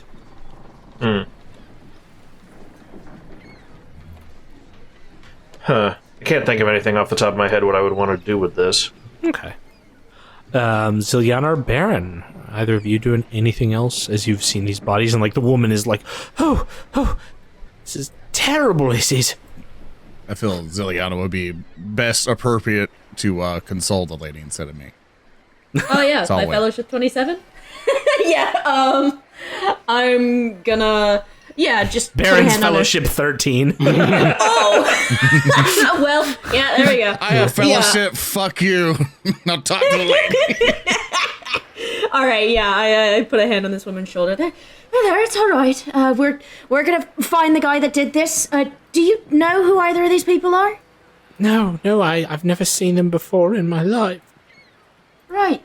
Did you manage to catch a look at the person who did it? No, I came out and the one was clutching his throat with the and she like looks down at the body, has like a pause as she looks down at the body, kind of approaches the body, kneels down, clearly grabs something from like a pouch. Oh, well, more takes and more gives, she says, like pocketing some coins. I like this lady. She's got the right plan. Barin comes in like, oh man, more for the... Don't you think that's a little premature? All right, do they have any identification on them? You can have the coin purse. I don't think She's like, that's all I need. And then she just starts walking away. Thurston, hold on. I want to stop the lady. Actually. Okay, yeah. Yeah, but let just saying, Earndil go, you're yeah. moving a mile a minute here, dude. No. I just said she starts to walk away. Like, if you want to stop her, like, absolutely, you can. Like as she's taking the coins, Barin does want to stop her. Okay. And you're like, no. I'm like, things might just be evidence here. Let me just look at the pouch if you don't mind. Oh, all right. It's And like, she... Did I kind of do a roll to make sure that she didn't like quickly like put something in a pouch or whatever before I got to her? Well, she's like holding, like she's Okay. clearly still holding the coins that she was taking. So. All right. Barin will take the pouch and look into it. Yeah, okay. So... Oh, let's see here. There are some coins in there. So 3 silver shillings and a total of 19 brass pennies. Okay, so I want you to That's help nothing. me. I want you to help me with this. So like it has like All silver right. shillings in it, right? Yeah. Awesome. We're gonna try to do something silly with this lady. So that if that's the only thing in there, I want to do a thing where I go, like I'm investigating the bag, but I want to have it to where my sleeves a little open, and then like turn the thing and start jiggling the bag, going, let me just make sure, there's nothing, no blood stains or something inside, like a cut finger or something. And I want some of the silver shillings to fall in my sleeve, but I keep the pennies in there. And then when I bring it back, then I just tie it back. Oh, nothing in. Here you go, free bag. I don't know if there's like a skill I can do in which to try to just yoink that a little bit and then give it to her. What kind of skills do you have would you like to use for this, my friend? Are you that determined to pinch those pennies? This is Barin. Yeah. Yeah, do you have... You might have to roll like a stat for that, I think. Yeah, no, I was asking like a Thurston. sleight of hand equivalent? That's what I was asking Thurston. It's like, I don't know what would be the best appropriate skill for it. Like, look at what skills you have. Like, there is sleight of hand as a skill, but if you don't have it, otherwise it's going to be a dexterity test. Okay, because the only thing I can really do is if I it's really going to want to be make your an argument. Dexterity opposed by her perception. Oh God! See, I ask you what you want to do. What do you want to do? You did. I'm trying to give you the argument of maybe I can be very cool and nonchalant about it, very confident in my movements. Because remember, if you're confident and have a clipboard, everyone believes you. That's true. You want to use cool. You want to use cool to swindle this person. Yes. All right. Target the Dockland drinker and please roll me an opposed cool test. This woman just saw a dead body and then you stole money off of her. Which she tried to steal first. 27. 3 degrees of success. She's going to attempt, she's going to use her initiative, which is what she uses for perception, and we will see what happens. I like to think that Barin is the reason Sigmar left. That's... I guess I just thought there was something in there. Oh, well. Oh, no, just a couple of brass pigs. Here, go get yourself something nice. Okay. She takes them and quickly, continues to move away. I look over at Arnold and doing a very exaggerated wink. Wink. When she's out of earshot, I'm going to talk to Barin. He's going to say, Master Stockwell, I didn't know you were a priest of Mole. All right, well, the last time we dealt with them, we all know they're swindlers and thieves anyway. Anyway, let's inspect the bodies. These aren't bandits, Barin. You don't just pick their pockets off the street. No, but when anybody does any autopsies, they'll find out they're poor. Or someone robbed them. Zilyana, can you go fetch the guards if they're around? Right, I'll go do that. Yeah, I'll go fetch the guards. Thank you. Yeah, okay. And then the rest of you are sort of... Perhaps if I buy a gun. No, they'd expect that. So real quick, the guy who I threw the signal at, he's definitely one of these guys, right? Yeah, he's the one with the arrow coming out of his back. Okay, so looking him over, is there anything particularly different about him compared to when I first met him? No. Are you wanting to search or? I want to search because I'm curious as to what they would have had to discuss with me here. I want to see if they brought any sort of documents or something that would be necessary for their discussion with me. Okay. They do not appear to have any documents on them, though they they do have one document. They have the they have the same sort of crumpled thing you'd previously seen for the Schaffenfest, the advertisement for the upcoming Schaffenfest. But beyond that, they don't appear to have anything else of note beyond their daggers. How much of an in-depth search are you doing on them? I don't want to do forensics because he's not skilled with that at all, and he wouldn't have a good stat for that. But basically, could I determine, based on how they fell, if either of them looked at the guy coming at them? Say that again? Here's the thing. He obviously doesn't have a double-barrel crossbow, does he? That's not really something that exists, I would imagine. No. It looks like there was enough of a delay. You would have enough knowledge to tell, one was shot in the back, the other one turned, and then as they were looking, got hit in the And none of them got any weapons on them, right? Just unarmed? Just daggers. Both of them have daggers. And then the satchel of gold. And you can give me, like, do you want to, like, make a perception check as you're kind of going through things? Yeah, I'll do it. Okay, cool. As this is going on and you're searching the bodies, Mecurion, what are you up to? What's the difficulty? Just challenging. Cool. So 15. Nice, 15. nice. If you want to resolve that real quick, because I have nothing to do with any of this, I was going to do something completely unrelated. Okay. Mecurion's thinking to himself. You do notice something as you're like looking through equipment. One thing that you notice is that they appear to have a small tattoo over like their right breast that depicts a purple hand. Would I be able to do a Reichland to figure that out, or no? Yeah, I'll give you a lore Reichland. It's going to be at, minus 40. Oh, good. That puts me at 0. Good. You can still roll it. You could roll a 1. You did it to me last session, and it changed a whole bunch of things. Do it to me again. Hold on. Fucking things being a pain in the ass. Oh, fair enough. It's like, oh, you clicked something again. Foolish.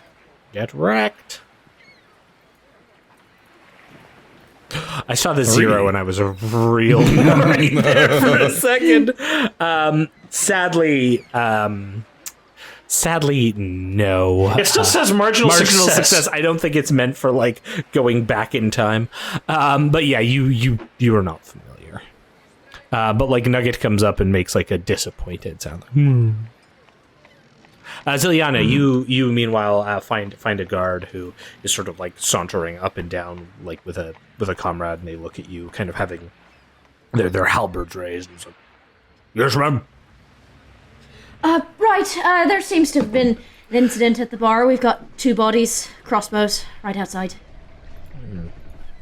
No. Some of my compatriots are investigating. All right, come on. The two of them sort of like walk over. Zilyana, you return with them just as Arno, you finish your investigation. Like I assume you're just sort of backing off. Barin and Mecurion, What are you doing as these guards are approaching? Start with Barin. I assume to be look at the crossbow bolts yet. Yeah. There were 2 of them. Yeah. Okay, so we didn't look at them closely. So Baron would like to potentially take one of them out, and then like to do a perception check on it, just to kind of make sure it's like a human crossbow, or did like little rat hands make these crossbow bolts? Oh, of course. Please give me a perception check. God damn. Do I? At 100, he's going to think that these were made by rats. For some reason, absolutely. that's right. I get minus 10 because I'm sick, and minus 10 because I'm wearing a helmet. With That's my right. 32 perception, so now it's just garbage. He just does not see it. Do it. I Yeah, sure, believe let's in do you. it. And I rolled a 2! Yeah! Nice. These are made by human hands. This is a very standard human style crossbow.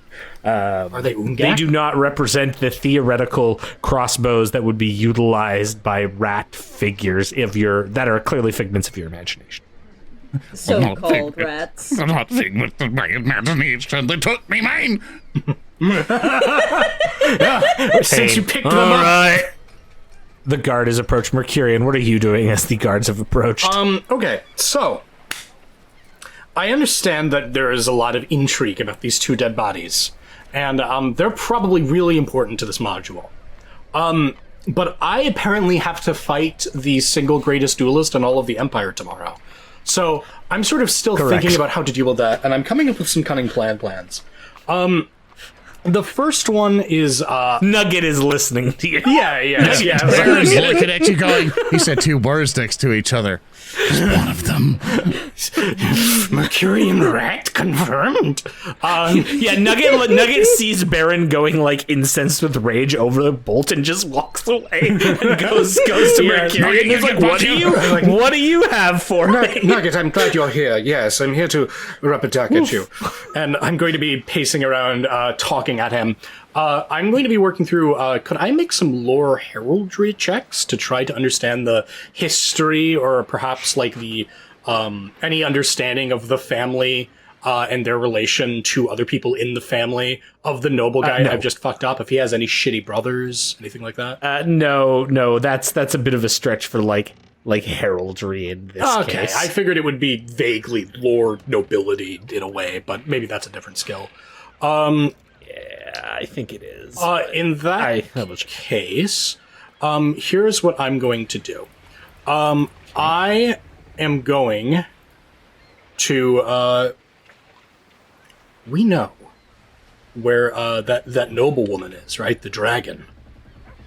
Or is the dragon her? You know her name. Like, you didn't get, like, an address or anything. But... We know she's going to that festival. The Schaffenfest, yes. Yeah. Yes, indeed. Perhaps we can meet her before she gets there. I'm going to ask the guards. Excuse me, what was her name again? I'm so sorry.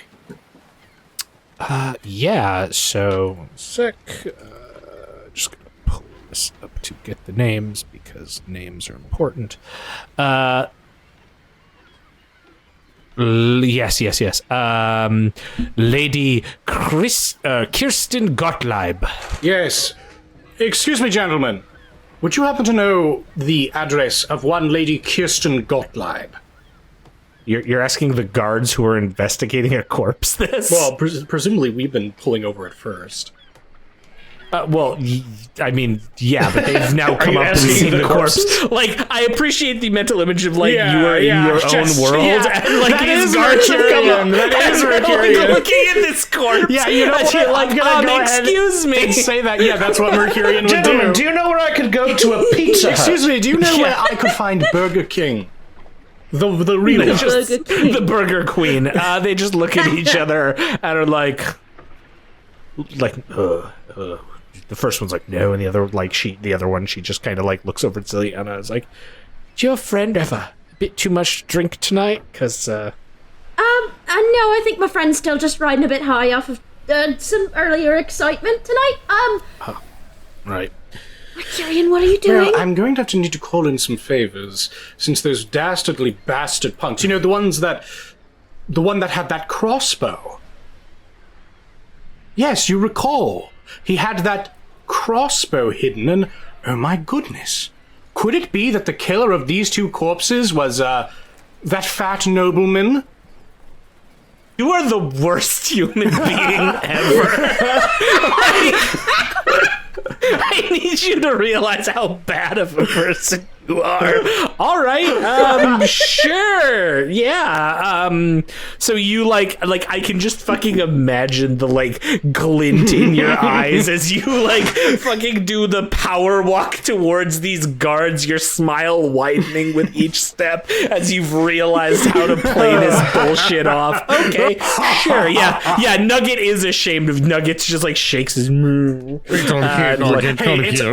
It's just gonna get us all killed. It's fine. It's okay, because I'm doing it to someone that deserves it. That makes it morally good. Gosh, more like gray. Oh, good lord. All right. Sure. So you're trying to lie your way. Okay. Yes, I have. I believe that he actually ran off that way. And indeed, he may have. His fellow, there was another man that was thrown out in this bar fight by myself and was summarily, I believe, yes, they might have disposed of the weapon that way. You may want to core about the local rivers. They might have left the murder weapon there, and I believe that nobleman and his entourage were moving that way. And I'm going to point to which way they went. Yeah. So what skill exactly is this, my dear friend? So there's a lot of different ways we could take this.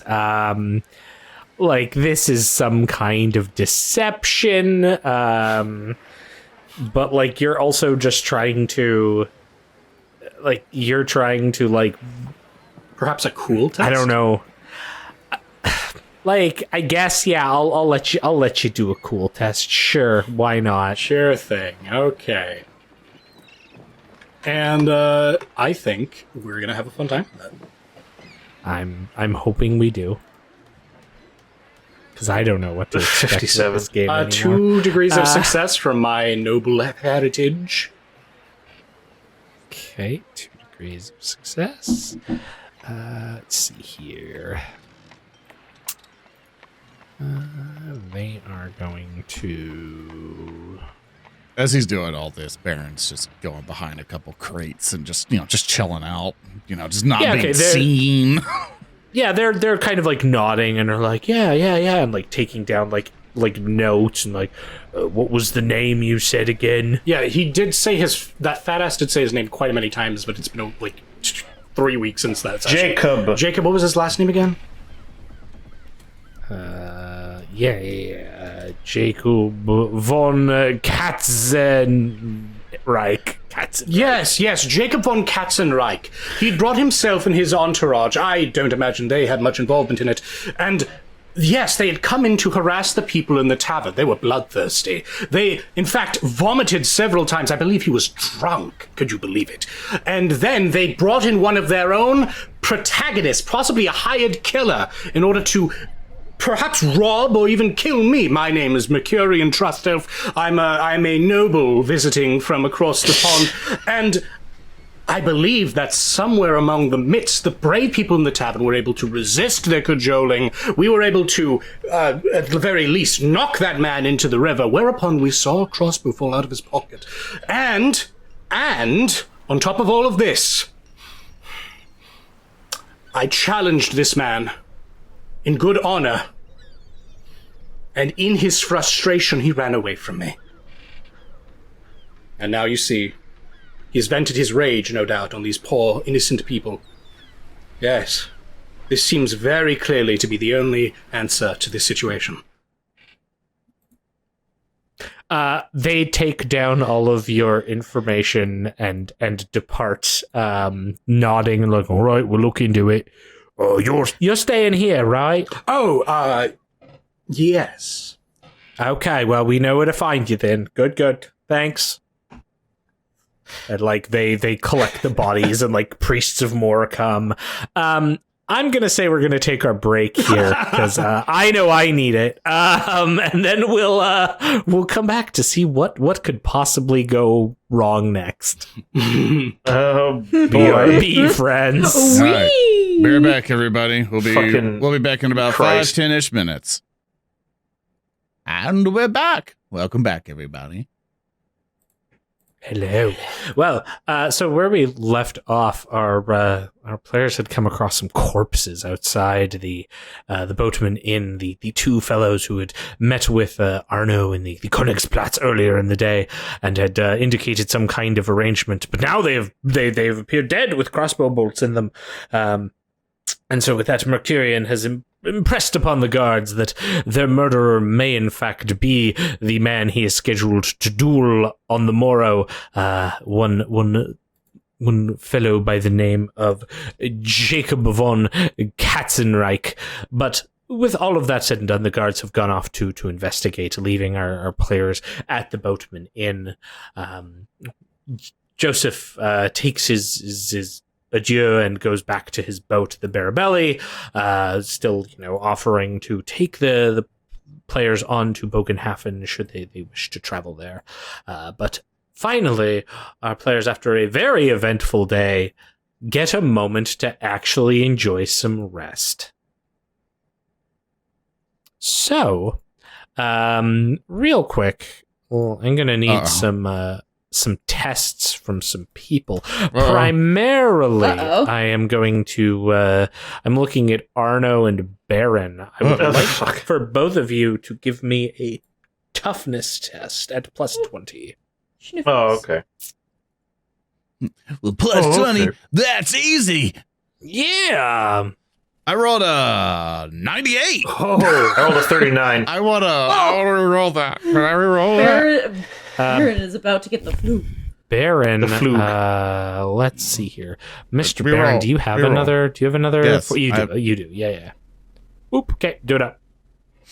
Oh, much better. That's a 27. All right. So after a like well earned nights of rest, you managed, both of you, in fact, managed to fight off the fatigue of the common cold. Yay! We won't really get the sentry and, What was that? don't worry about it. I kept trying to think of RimWorld jokes and it just fell flat. Just keep going. Oh, okay. Nice. Okay. I'm no longer sick. I'm too old for these things. Okay.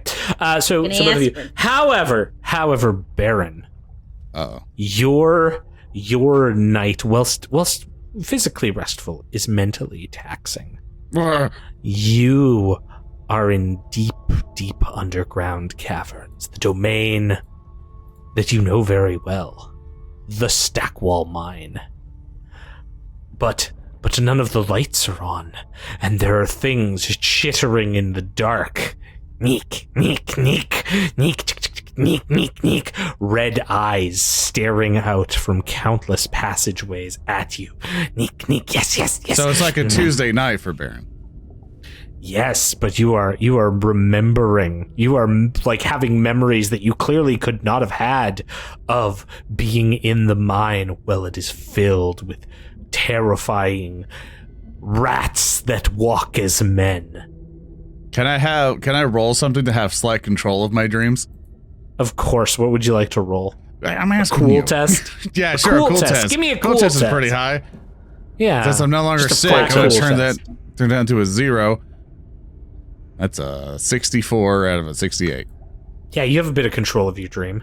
Yeah, I'm buff as hell, and I'm like fighting, these walking rat people on top of a pile of dead rat people.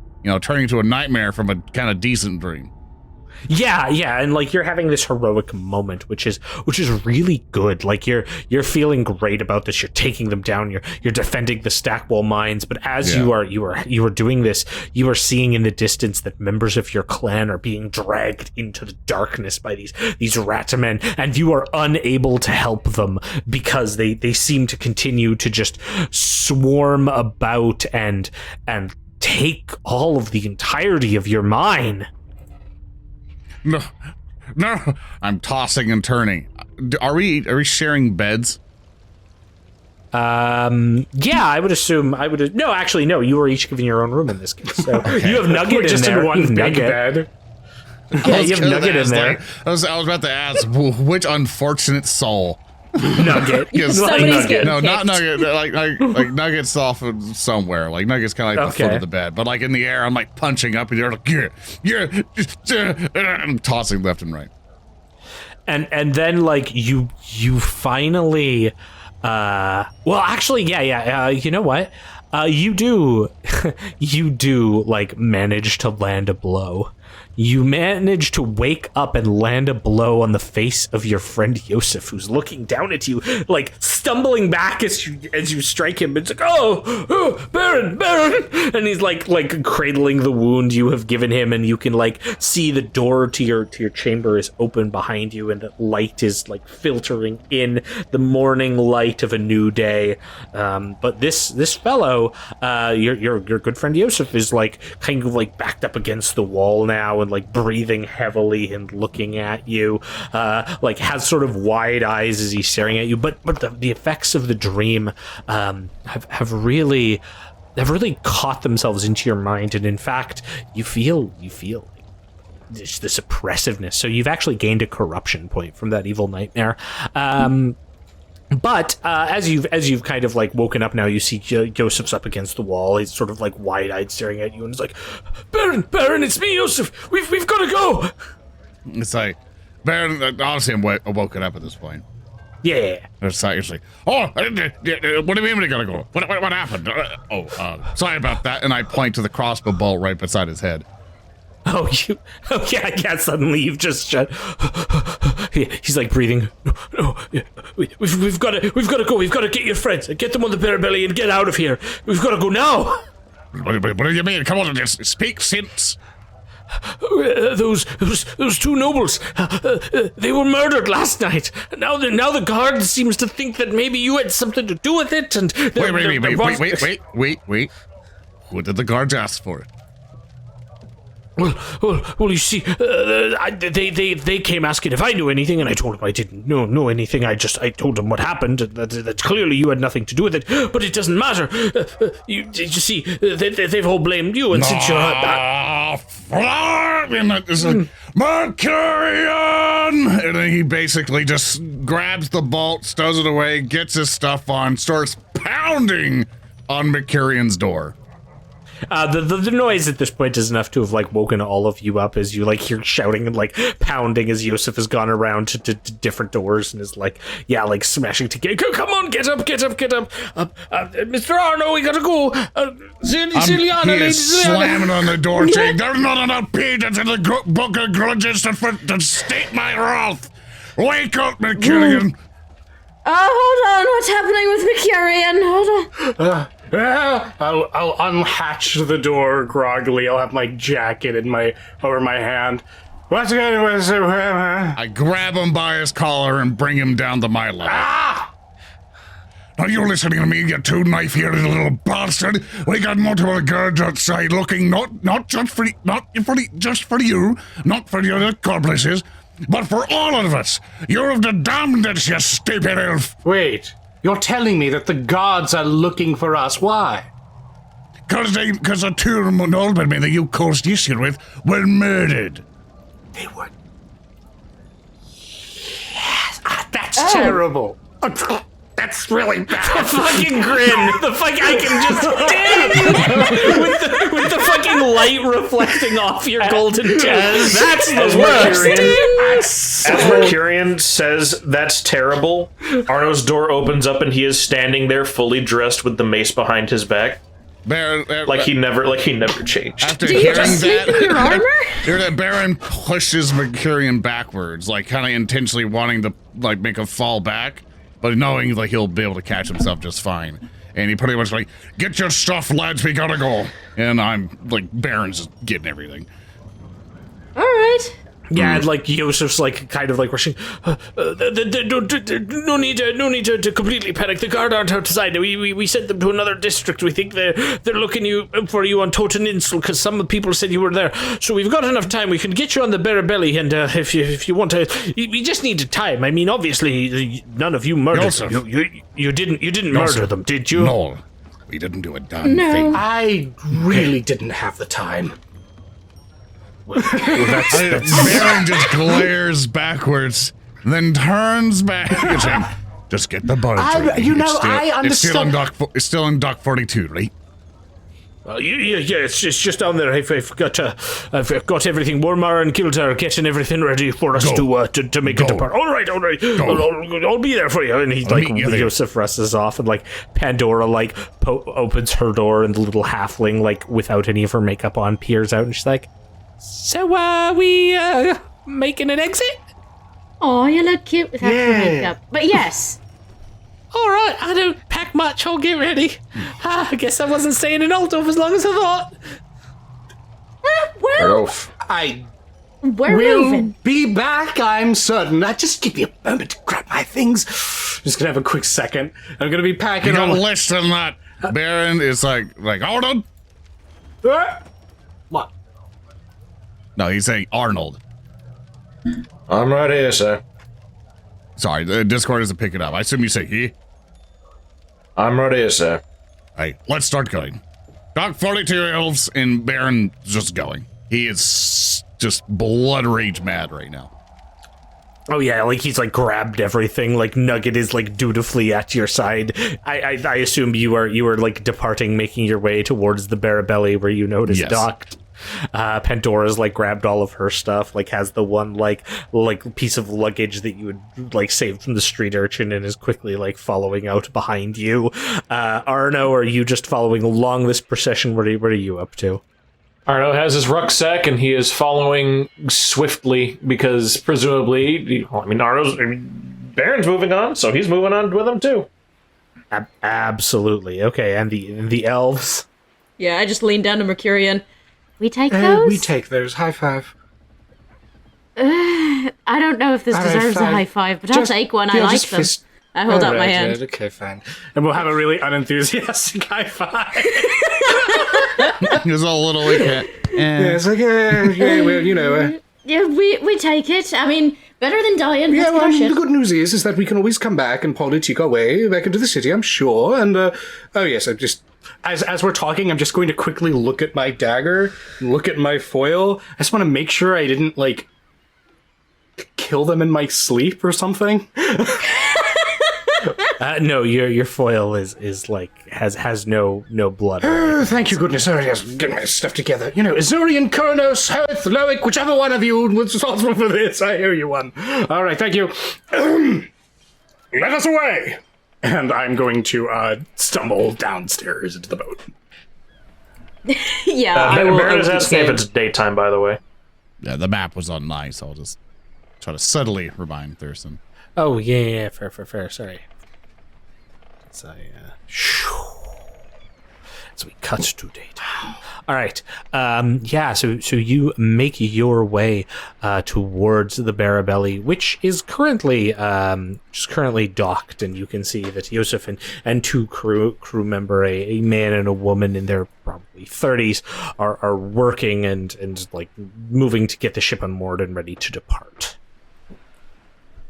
You know, it's such And, like Yosef waves as you approach. Like Baron's hopped Get in. over here. Yeah, Baron's being like, thanks for getting ahead of us. And Baron just sit down and get ready. Okay. So each of you are kind of able to get onto the main deck of the Barabelli, which, you can kind of sort of like look around as you do. The vessel has a fair amount going on. We'll see if this works. Yeah. Bam. As you come onto Barabelli and you find yourself on the main deck. Sort of has like a interesting approach to it. It has you can focus on that like upper image there, where you can kind of see the side view. It has a sort of like little interior structure that has 2 floors, but otherwise is mostly just cargo. It's a fairly hefty like barge, which is about 23 feet wide, giving it a fair like amount of heft as it is moving down canals and such. Yosef is currently in the process, along with his 2 staff, marking down and like taping down roping down, I should say, the wine bottles that he is bringing to the Schaffenfest. And yeah, so this is all going on. Are you just all getting on the boat and kind of like looking around? Yeah, or I'll what exactly? look around and then I'll say, well then, gentlemen, it seems as though it's likely best that I'm not seen for a bit. And I'm going to head down below deck so that some passing inquisitive person who may or may not be looking for me won't see us leaving Altdorf. I'll come back out once we're more clear of Altdorf. Yeah, so there isn't like so much a below deck as there is just the interior that you can go into. Oh, fair enough. Yeah, seeing the big part. Yeah. Yeah. So the way that this map works, just so you're aware, is that there's like the sort of the top floors, which has the tops of those two buildings, and then there is like the interior, which is sort of that little bottom square there that I have now moved Mecurion into. Okay, cool. I was going to say that Arno is also going to follow Mecurion, however, he's going to crack his knuckles very briefly. Oh yeah, like walks around, absolutely, and then like goes into. I get the feeling this is about to be relevant. Do you heal from sleeping? I mean, yes, you do. It would be fair to give me my 4 wounds back, just in case he decides to hit me with something. Whoa, interesting. Okay. Well, that seems. Oh, okay. Zilyana, so you see that like Yosef is like and his crew are moving. Are you like helping out? Or are you going to like hide inside? What are you up to? Yeah, I'm just gonna help them carry some things because they're kind of doing us a solid by getting us out of here so quick. So I'll start lifting some boxes over my head, as is my duty. Absolutely. Barin, are you going to be helping out, or? Yeah, I'll be helping out because he needs to busy his hands or else he'll, punch elves. Damn. What did I do? I mean, elf, that's- sorry. Singular. Yeah, wow. Big It's a shiny dwarven eyes. thing. Don't worry about it. Like, he's learning. Yeah, absolutely. Okay, do you want to give me an endurance test, Barin? Sure thing. And Labor. I'll let you do athletics, Zilyana. Yay. Just challenging. Yeah, just shout. Oh, that's a 98. Oh no! Oh no! You're gonna throw out your back. Oh no! And she got a 99. 90. Oh my God. So Welcome to the 90 Club, Immediately the Zealy. ship sinks. So You both slept on your necks. yeah, Yosef is like, oh, are you sure none of you wanna take up my offer of learning the boat trade? Because you're kind of awful at everything you're doing. All I need to learn is Sorry, I the lifted with my back. You're supposed to lift with your legs. Oh, I think I twisted something. All right. And then the man Wolmar comes by and lifts up these boxes. Sorry, ma'am. Normally I wouldn't be like this, but we gotta be for a right fast. We do. Right, I understand. No problem.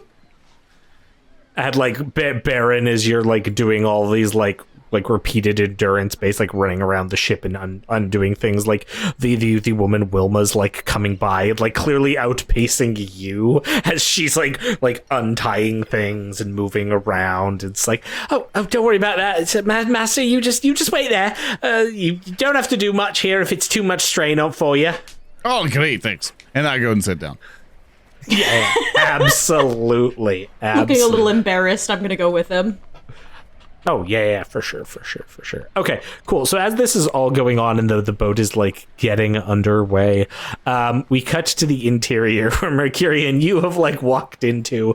The interior room has some tables, some stools. There's a set of there's a ladder that goes up to the second level.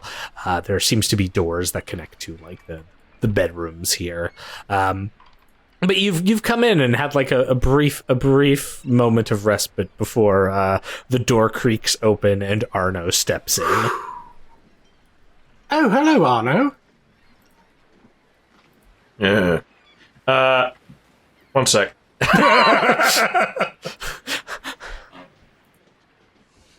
How many moons can I cost to hollow elven bones this turn?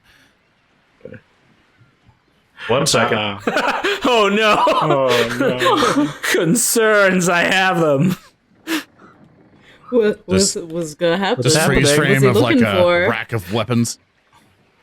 Very good. There's the attack. For audio people, would you like to say what you did? I rolled a specific test referred to melee brawling against Mecurion. I rolled a 26 versus 47. Please do what you will. Defend I guess yourself. I'll dodge. I don't want to because if you successfully deflect and then you get a crit, you can rip off part of his head or something. So yeah, I'll just dodge. Try. Yeah, no. I'm not gonna torture him, Chad. I'm not a barbarian. All right, He's all just do you do that thing where you walk in or you walk in, you're all proud, and then kind of hunch down and football tackle him? No, he's not gonna make a big deal out of it. He is just going to walk up to Mecurion as he enters the room, and he is going to take a quick wind back and sock him in the cheek. Yeah. Absolutely. Okay, that causes Mecurion to stumble back. He'll take 3 wounds and then stumble into the stool backwards. Now. Okay, was that all? Yes, Master Mecurion, that is in fact all. Well, thank you. He will then offer a hand to pick up Mecurion if he will take it. No, I won't hold that against you. Just warn me next time you're going for that. I should hope not, given I am not going to hold your little antics aboard that little bar against you. Now, Don't make our jobs harder than they need to be. Now, the bar I'll defend. I thought that... The boat begins to move. and you feel Arnold these will sort wind of up like, again. Yeah, you feel the slight motion of the boat beginning to move. Oh, bloody hell, if you're going to punch me in the skull for defending myself.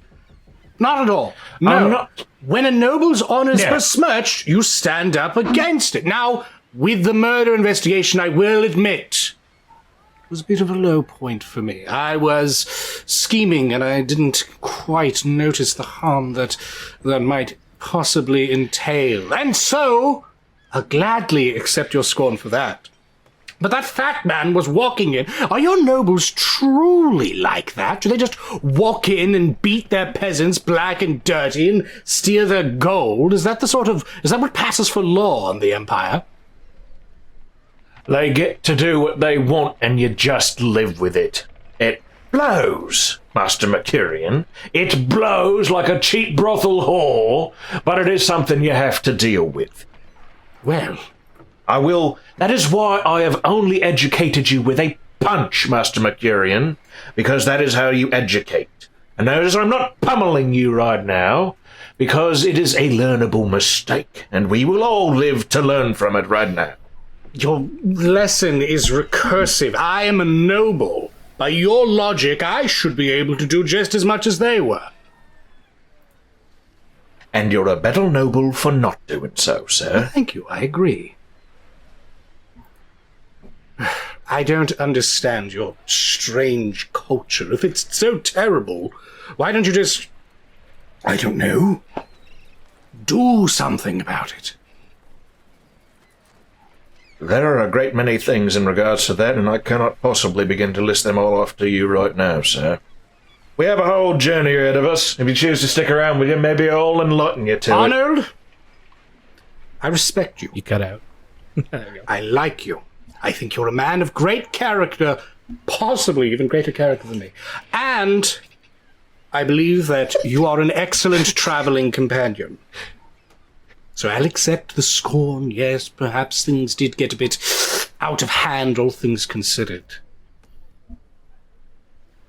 But Earndil to Speaker D, suck up. well, he means it. He's a noble, man. I appreciate it. Let's continue. Can you give me a perception check, Arno? Oh boy. Just a challenging perception check. Oh, good. I made him bleed. Yep. No more -10. You see, I get a every 5. tardigrade on my Nice. brow. You pause in the conversation because you notice something different about Mecurion.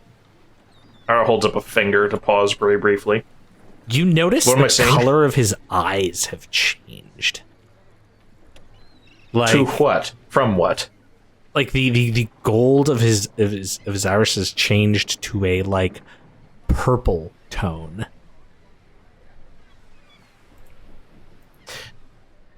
Uh-huh. Can I do a shit, what would I even do for that? What would be Arno's witch hunting training? Given he is a this is torturer. like really weird. You have no idea.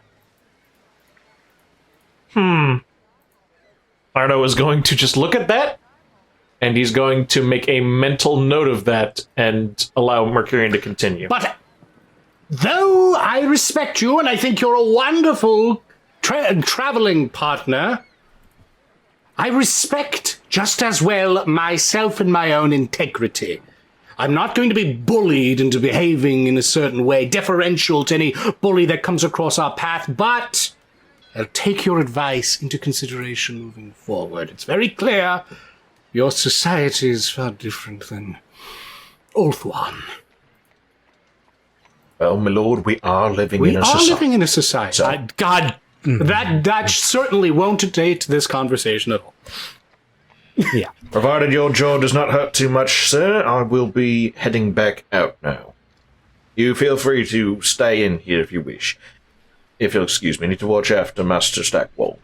So as you turn and begin to step out, Arno, like we have that cinematic moment where you open the doors to step back out onto the deck of the Barabelly, and you see that it is now moving down through the bay just outside of Altdorf, and all of you kind of get this like beautiful, well, not really beautiful, I mean it looks like garbage, but you get this vision of the of the bay as the Barabelli is moving out and sailing into the Reichsport, Altdorf's natural harbor that is just outside the city walls.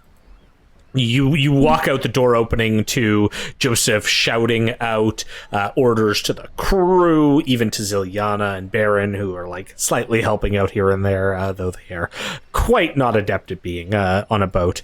As you come out, like we see flanked in the distance are the great warships of the Imperial First Fleet anchored in the horizon distance. You can see pennants, cannons bristling on decks. Many of these like ships are just sitting in harbor. You can see that there are dozens of other vessels all moving about, and Joseph is sort of like laughing out, "Ha ha, all right, we're on our way," and he like reaches into some of his stores and produces a bottle of wine, which he quickly like cracks the top off of and begins taking a swig from as the Barabelli gets underway. He breaks the neck off it. Oh yeah, absolutely.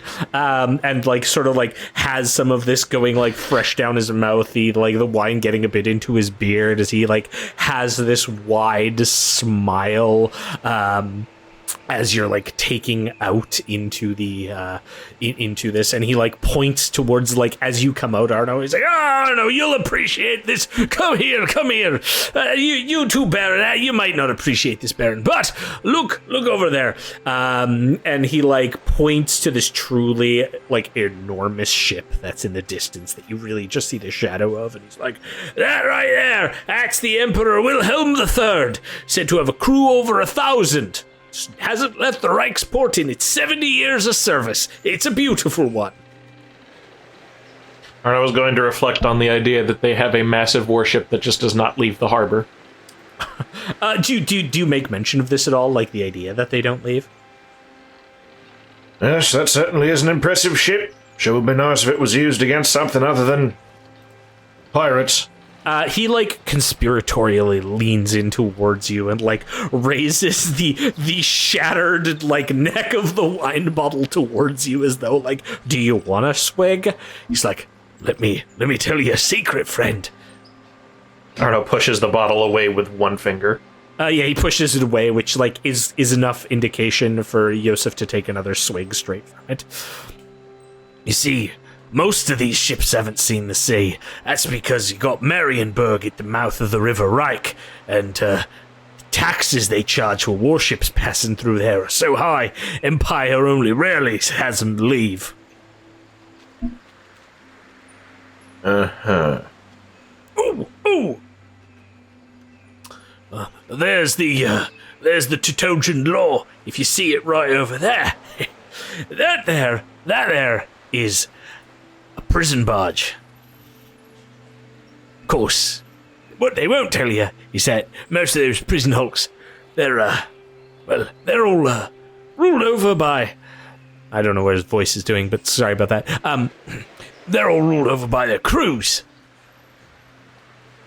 Criminals that they were supposed to incarcerate are now running the madhouse. And he like kind of leans back and takes more of the wine. Is Barin up here with this, or is it literally just him pointing things out to me about? He Barin seems like is- you'll be interested in boat stuff, but like he assumes Barin will have no interest in boats. Yeah, Barin is literally sulking and being a sad dwarf, just kind of sitting like not on the edge, so like some random mermaid can just grab his knees or something. And some random shows up. sea Random monster, what? and he's just Baronessa kind of near shows the up. edge. And he's like near the edge, just kind of looking at it, just like trying to let the mad calm down. Yeah, I'll sit down next to him. Yeah, so like Barin and Zilyana are like sitting on like these boxes, just like at the sort of aft of the ship. Everything all right? No. All right. Why are you angry? Well, Zilly, you're an amazing companion. It's just potentially, compromise the entire reason I came here to Altdorf. I've spent so much time, so much money, and a lot of effort. try to get the courts to hear my case and try to break through the bureaucracy so that I can get support for my mine. That's all I wanted to get done by going on this godforsaken journey. And now, because he decided to piss off a couple nobles, and now that we have the gods looking for all of us, I am now potentially, or no, more than likely, put into a murder case. And now that I am put into a murder case, that's going to really damage the possibility of getting any help over to the mine. And so all the things that I worked for has just gone up in dust because of fucking Norba's honor. Well, can't really say I understand all that noble stuff myself. A lot of what Mecurion does is right over my head. But, I mean, just because things have hit a snag doesn't mean that we have to abandon them altogether, right? Oh, I know. I want to keep Because fighting for my mine the until way I I sees die. it, Aye. Sorry, go the way ahead. I sees it, we clear our name, find the real murderer, find the people who hurt both those innocent folks, and then the nobles. Well, I figure that'll get us a lot more favor. And who knows, maybe it'll grease the wheels even more, eh? People will be so grateful they expedite your case, you'll have a bit of extra money for the road. I'm very glad you're very optimistic, Zilly. There needs to be more elves like you in this world. But if that fairy tale ever does happen, I'll treat you to some of the fortune of the mine myself. Where I come from, fairy tales are pretty normal, actually. Well, here in this I wouldn't call it lands- optimism. I would just call it, Actually, no, it would be optimism. You're right. I'm bad with words. It's okay. It's like, Barin will tap her on the shoulder. Thanks for trying. And like Just nods. as this is happening, Wolmar, the sort of the male of the two ship hands, comes over and sort of like looks at both of you. Not to interrupt this fine moment, but you may want to hold on to something. Oh God.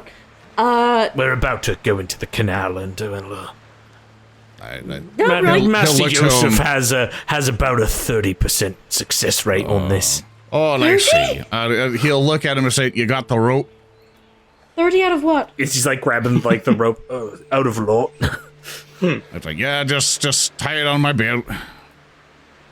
And like, yeah, you can see that like Joseph is now clearly moved away from Arno and like showcasing everything and has got behind the wheel. All right. Here we go. Just a little bit of maneuvering on the sails.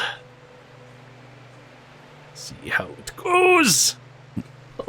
Baron, Here comes the 100. No, he'll get a 13 out of 82. And like, you realize that he is navigating into a canal offshoot from the area. And as you're all seeing this, you would guess that like you've been kind of noticed that the vessel itself is 23 feet wide, which is good because this canal is only 25 feet. Oh my wide. god. Good. All right, we're in. It's all good now. He takes another swig from the wine bottle. Is drunk boating, is that against the law? Is there like a blood alcohol content before you can't drive your boat anymore? What? Are you daft? No, of course not. by the way, she Drinks says more. that nerd shit ever so often, and none of us get it. Like Joseph shakes his head. 30%. It helps my nerves.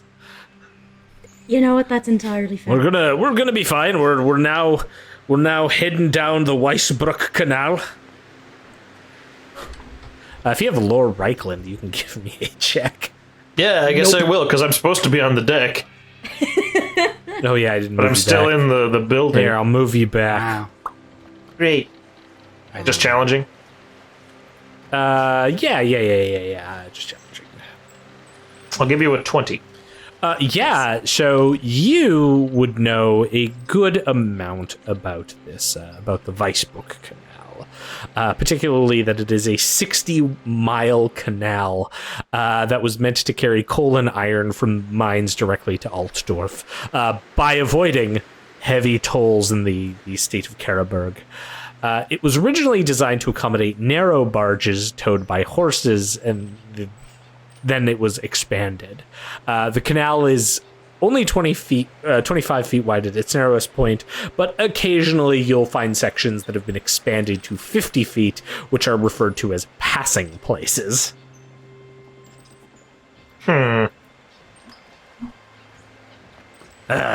It's good to be on the open sea again. Well, river. Not sea. This ship doesn't go into sea. Water, friend. It's cold water. Water. That's right. Well then. So this is gonna take a bit, a couple of days at least.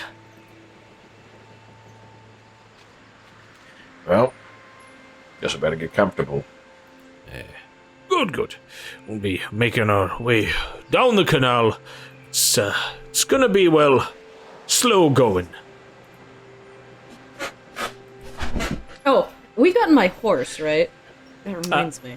I will assume your horse has been. We all just unanimously We just forget about panicked the right horse. the fuck out. Yeah, we don't need to remember the horse. That's your responsibility. It's your animal. You know what? Like, as the Barabelli is taking off, the horse does this majestic, like, gallop and jump onto the deck. Thurston, please place horse on map. Yeah. Put horse in bag. Put horse in bag. We just need, we need a horse bag for the horse, so I don't forget it. Horse. There you go. Horse. There's the horse. Wretched Jumps from the beast. bar to here from where we sailed. Just a Exactly, really yeah. good jumping horse. Majestic. Baron will, because it's going to take a while. I assume at this point, for instance, go and rest, whatever. Baron will go down. I assume there's these like net hammocks. That are strewn Yeah. on the Like deck. there's some cheap like in the interior, because you know that there's basically like two rooms in the interior. One of them is the captain's, and then the others is like the crew. But then there's sort of like the communal rooms where you can all set up in, or the ones on the upper level, which have like tarps over them in some areas. Yeah, You can, Baron you will can claim a rest. spot, just ignoring, everybody below deck, and just pretty much just hopping up there, went swoop straight to bed. Okay, Mecurion, like you were like everyone kind of like effed off. Were you staying inside well, still? I while was just punched in the face, and so I need to check my makeup. And I'm going to, of course, take out my, hand mirror and combing shit and all that stuff. Just check how I look. I didn't really have a lot of time to get presentable in the morning. Sure, give me a perception. Yeah. Let's see what my elf eyes see. If I can notice that certain details. Would you say this is a challenging perception check? I mean, I will say it is a challenging perception. Okay. Marginal failure. Cool. You're so concerned with that bruise on your face. Look, I'm gonna be honest. I am like a person who would never look in the mirror to check my eye color. So, Dude, I don't even know what my eye color is. I've had people tell me it's blue. I've had people tell me it's like steely green. I'm like, I don't. I just know. thought that since you said it was like a brighter purple, like that would probably clash with my all gold aesthetic and be more notable. yeah, but you're it like would complement it. yeah, and you're not taking I'm not like, all right, painful are my attention on eyes that. still You're- the right color? Yeah, you're looking at your bruise on your cheek. Yeah, I am. You notice it, but you're like, oh, I'm very complimentary colored today. Yeah. And then as that, like you hear Barin shuffling around, like up the stairs, like clearly like Get Nugget getting with me. into a position. Just- Oh yeah, Nugget. I'll put on the map too. That would be tragic. Yeah, you need to have him. You can't leave him behind. That's true. Nugget and the horse, they get into the best side adventure we we've ever mentioned seen. Nugget got on with me. So Yeah. he's been with me. Oh yeah. And yeah, like you're like there's some, and as there's like footsteps up above, and the birds come out, and you finally have this moment, Mecurion, of like breathing. You hear this, wah, wah, wah. I coming from the southern room of the boat. God, a penguin. And I'm going to go try to find where that noise is coming from. Yeah, so you can hear that it's and you look in and you see in the corner of the room is a small infant child that is currently in a crib. Is anyone around? Nope. Oh dear. Cool, free kid, put in bag. Finally, I was getting hungry and my incisors get up.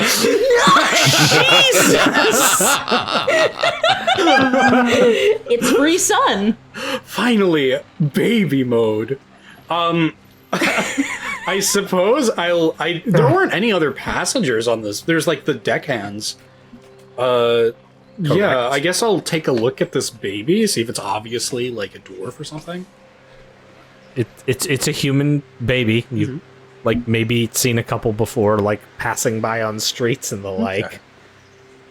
Oh fuck! I'll It's head back Tater. upstairs. Assuming, looking it over, assuming there's nothing extraordinary. Like the baby doesn't have a... I like that you refer to it as an it. Yeah, Very the good. creature, assuming it doesn't have like a blunderbuss and it's not about to blow my head off. like Baby stand. The noble houses of Altdorf send their regards. Baby stand. no. Yeah. You like walk out onto the deck. You see the motion, and again now you're kind of see the vision of like the Imperial fleet silhouetted in the far distance as you have now like navigated into this canal. What a big bunch of boats. Hey, did anyone lose their baby? Oh, guess you saw little Elsa. That's our daughter. Oh, fantastic. Your daughter with communal daughter? Well, mine and Gilda's. Of course. Like point. You're such a good couple. I've always noticed that. Very cute daughter. That's right. Daughter. I wanted to say, He looks like he's like what the like just giving you the weirdest look now. Like what? I love that you can't talk to common folk. That is a very good. I thought it was a penguin, and I'm really embarrassed. And I was gonna say, "No, you're not gonna believe this," and then I realized it'd probably really piss him off. So I'm like, yeah. Well, I wanted to thank you for giving us safe passage. Clearly, you're a friend of Barin's, and that's very appreciated. Nevertheless, Well, we're not friends of Barin. Like Walmar's like looking at you. We work for Master Yosef. oh, I thought. No. This is the like the Okay, deckhand. that's why I thought it was partially why I thought it was strange because it's like, oh, a dwarf had a human baby. No, It's a deckhand. Oh, yes. Yes. Yeah. Well, regardless, it takes all kinds to make a ship function. And, very good. Where is everyone, by the way? Points like turns around and like clearly points to everyone. Like you can see Zilyana and her horse on the back of the ship with Joseph. Like points up to where Barin is clearly like set up to go to sleep. Righto then. I'll, I guess, walk towards where the big make the duo a trio. Because if Baron's trying to get to sleep and he's pissed off at me, he's not going to appreciate me waking him up to yell at him. Yeah, absolutely. Watch. Yeah, you make your way over, and like Yosef has clearly got the like broken hooch, not hooch, broken wine bottle that he's like taking swigs from as navigating through this tight canal. I don't know if you know this, Zilyana,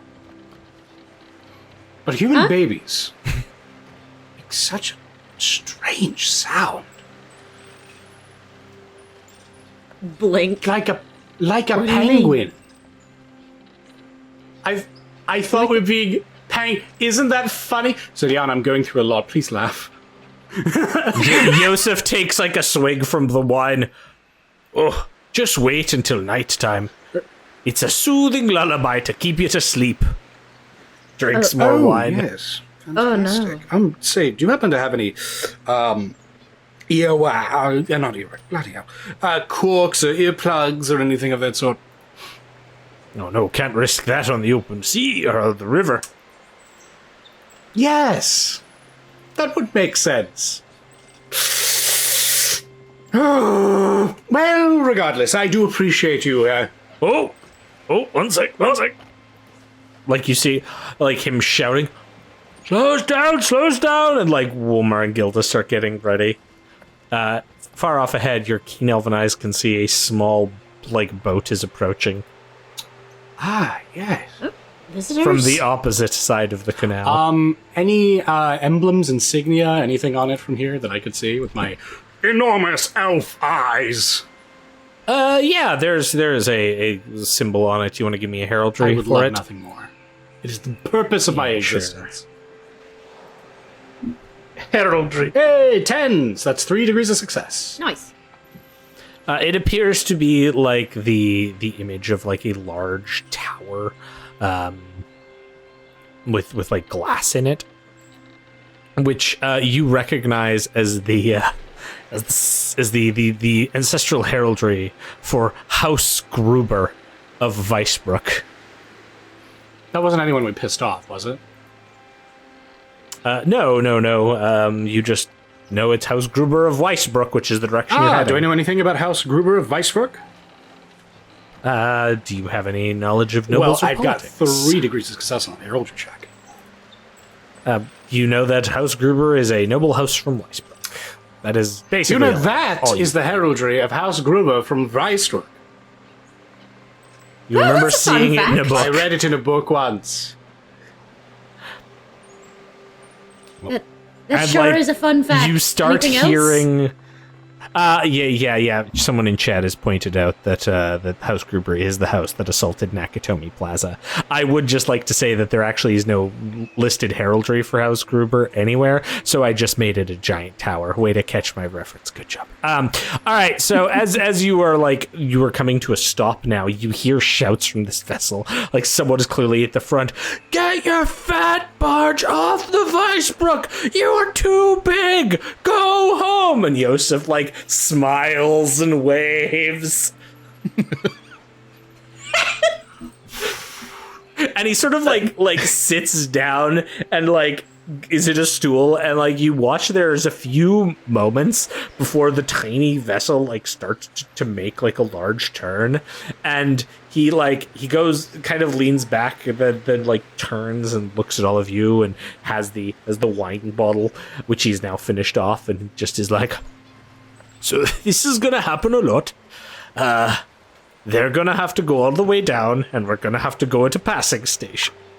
They're gonna swear at me, and I'm going to wish them the blessings of Bogenauer. And he like looks out, Bogenauer be with you! And then like you hear that, oh fuck you. Quite. This seems rather engaging. Do the Imperials have any traditions that don't involve getting sweared at? None of the good ones. No. Is river rage normal? Oh, yes, I do. Hey, I don't fall for river rage, though. I just offer them the blessings of Bogenauer. Yes, Bergenhauer. What? I'm not familiar with that deity, I hate to say. Oh, he's the god of the river Bogen. You best to keep him happy in these parts. You know, you chuck a vegetable into the canal. That should do. Oh, he eats his veggies. That is Good for very him. nutritious, I agree. Iron-rich diet, likely. I'm not a nutritionist. I would, care to ask, have you ever, say, piloted a vessel at sea? Oh no, just river barges. Just river barges, yes. This, empire is somewhat landlocked by the Marienburg business, or the Norse up north, right? Well, yes, the Marienburg taxes are far too high for vessels to go out into the open sea. Yes, that is quite a shame. I wonder if there's opportunity there. Oh, maybe. He's like, this is so above my pay grade. I throw vegetables. Sir, into what? Yeah, to keep Cole, spirits that's me. happy. You're like, what could I do for the politics of these nations? And this man is like, I throw vegetables and water to keep spirits how do you happy. feel about the political systems in Marienburg? I've heard that they have something resembling, is it not an oligarchy of some sort, or a republic, or is that, Chileans and whatnot? You're literally that Oblivion guard that comes up to people. It's like stand by the 9, stay off the road. Yeah, It's like, have you okay, heard man, any word fuck. from the other provinces? Have you seen Armand's Have you heard of the Christoph? high elves? And it's like, cool, dude, bye. I got etiquette noble. I don't got etiquette boatman. Etiquette peasant, we. Yeah. Etiquette Bogan. Bogan. Points at you. Bogan. Bogan. Can everyone give me a plus 20%? I would love nothing more. Go. We're all going to see Mercurion's eyes. Yeah. Yeah, it was Mecurion. Oh, who Mecurion, fought it's up with fantastic. A bloodthirster attacks you. 94, nothing great. Oh. Ooh. 6 degrees of success. The 27. Barin got a 42 with 0, the marginal success. I got some water in my eye. I'm at a marginal failure. And an impressive failure 94, from no good. Arno. Yeah, okay. So Mecurion and Barin, you both notice that there's something like moving parallel with you on the like the road nearby, and you see a group of horses. It appears to be a group like just sort of moving at roughly the same speed as you, kind of coming alongside, maybe within like 15 feet or so even. And Mecurion, you can see with your keen elven eyes the symbols of the road wardens. Ah, the road wardens. Oh, perhaps the canal wardens. Are they normal to be here, or are they looking for us? Yes, well, I mean, the road wardens bring the law out from the city onto the roads. I assume Barin is able to see this only because, like, I'm in a hammock. I like to imagine I'm in a hammock and I have my grudge out like it's a diary, and go like dear grudge book, this motherfucker. It just starts writing in there, and then he pretty much like he sees past. And there's like a porthole, I'm guessing, and he just sees the road warden. And he just slams his book together. Goes. And Mecurion can hear from under the boat. There's like a I don't know, just like a reverberation, like Mecurion. Now, how did I haven't? And he's stomping up. I haven't done anything to him since we got on the boat. If he's mad at me for anything additional, then that's on him. We all agree. Well, not quite. I think he deserves to be a little Well, mad but at you. in addition, I won't let him hit you, nothing at new least. could have happened. Probably not. Did you do anything? One of the lead sort of like raises up his hand, and like Yosef sort of like turns and like sheepishly raises up the empty wine bottle. Baron's looking over the side. But The man sort of like looks over to you as well and sort of like waves Barin. blessings of Bogenhaven be upon you, my friend. Bogenhaven. And like Blessings Yosef's of the like, city. Bogenhauer. I'm from Sorry, he the south. sneezed.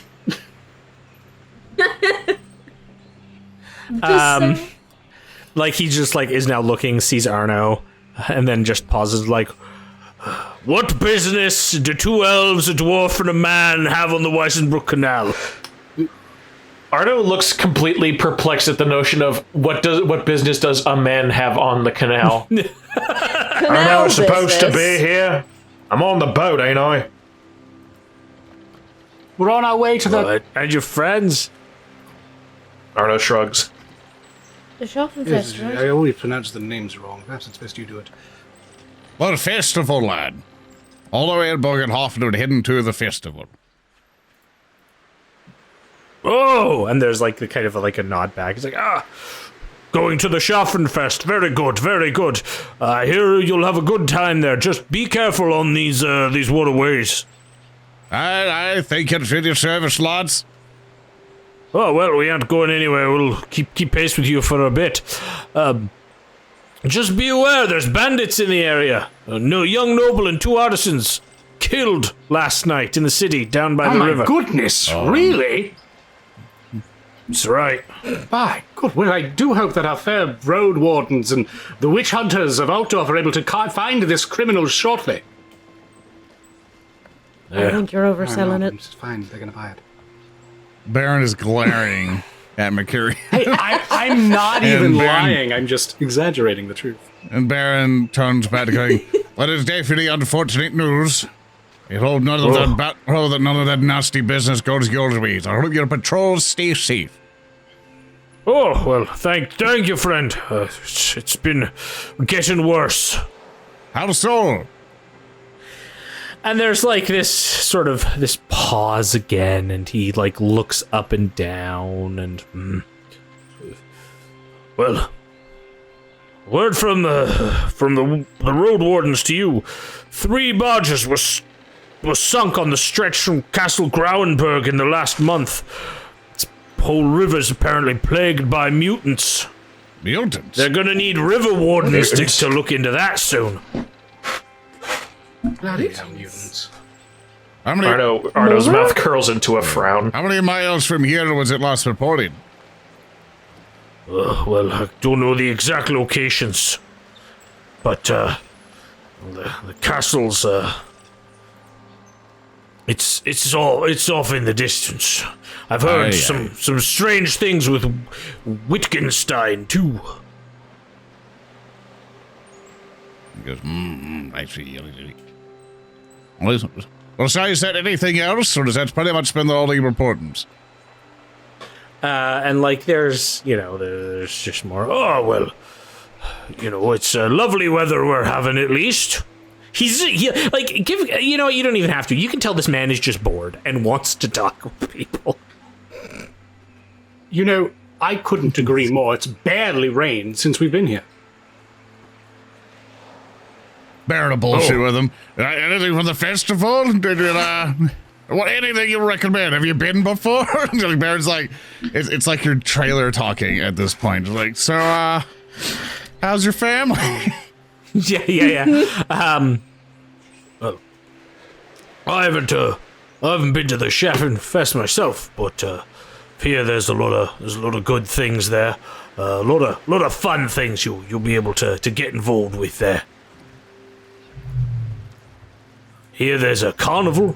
They go duels. It's very interesting. I just am always working. Neat. Baron's looking at his livestock sundial. market. Heard that's really good. Oh, yeah, really cool. Really cool. Looks at sundial. There's a pause. I mean, I've heard that Albric the sheep is set to be crowned the king of the Schaffenfest. I don't give a fuck. I'm sorry. You're just like this man. I was like, let me just get to say anything else. I'm like, this guy's lonely. Oh yeah. And like the worst part is that the barge can't go any faster because it's kind of waiting on this other ship. So you're like stuck in this really slow moving forward. And so these horses, which would technically be faster than you in this situation, are like just maintaining pace with you. And like as like Barin, you're having this talk, like Yosef like looks back to Zilyana and just kind of like, the river's so good it is. I imagine so. What are they even talking about? Nothing. He takes another sip. Absolutely nothing. Zilyana nodding sagely, like, yes, makes sense. You fell for the oldest trick in the book. Talking. I have good news though. I have very good news. What? This continues on and off for the next 3 days. It takes you 3 days of travel Okay, so to reach Weisbrook. I have a What all question. do we find out about these guys? Like Bro, we need wives, to- their kids, their like whole life. Like who are these guys? Everyone, like these guys do not stay with you the whole 3 days, but there's always like something different happening, like some caravan or more people like shouting at like Yosef in his fat ass boat to stop hogging the entire canal, and then he's like, "I love you too," and then there's like this fucking awkward moment where their tiny boat has to turn around because they can't fucking do anything. Like it's just real awkward. Good. And like you spend basically 3 days doing this along the way. Along the way, as you're sort of making this journey, regularly Yosef is paying for rooms for all of you at the inns you stay at. He's paying various like barge fees, so he's paying like various gold crown fees for barges that are like over 12 feet wide, so he's kind of having to pay like coin fees because of how big his boat is. But because of how big his boat is, he's like bringing a lot of supplies. Like you can tell there's a lot of wine on board. As I mentioned, you kind of have the like occasional road wardens who may take notice of you, some other folks who want to like say hi. Most of the other barges you encounter are particularly upset with you, I would say. I'm sure pretty irate. Yeah. Especially because like you basically will like go to bed for the day when you reach one of those passing points, and you've like taken like a quarter of their day away from them because you're so big. But overall, you enjoy some nights at various inns, enjoying some like warm fires, some drinks. Joseph kind of goes on to provide like more background. You learn that Volmar and Gilda once had their own smaller barge, but they were beset by bandits and their vessels sunk, with their like literally at that point newborn on board, and Yosef came upon them and saved them, and so they've been like repaying him ever since by working on his large barge. Very cool. This is all the sort of like lovely like time you have until you eventually reach Weissbrook, which you know is the city that has been ruled by the recently ennobled House Gruba, a family that has become rich because of its deep mines in the Skag Hills, but has little in the way of status. Excuse me. Yosef goes on to explain, and you kind of get this over dinners and such as your like food and just generally like chilling on the boat because you don't have much to do. Less than a century ago, Weissbrook was just another small farming and fishing village, but the opening of the mines and the construction of the canal caused it to expand rather dramatically. It's now a bustling merchant town. As you approach, you can see the construction of the town everywhere. New buildings are being erected. Warehouses line the canal and riverbanks, storing coal and iron, which are going onto vessels both large and small that are then going down the canal. Basically, goods are flowing to and from Altdorf as this is going on.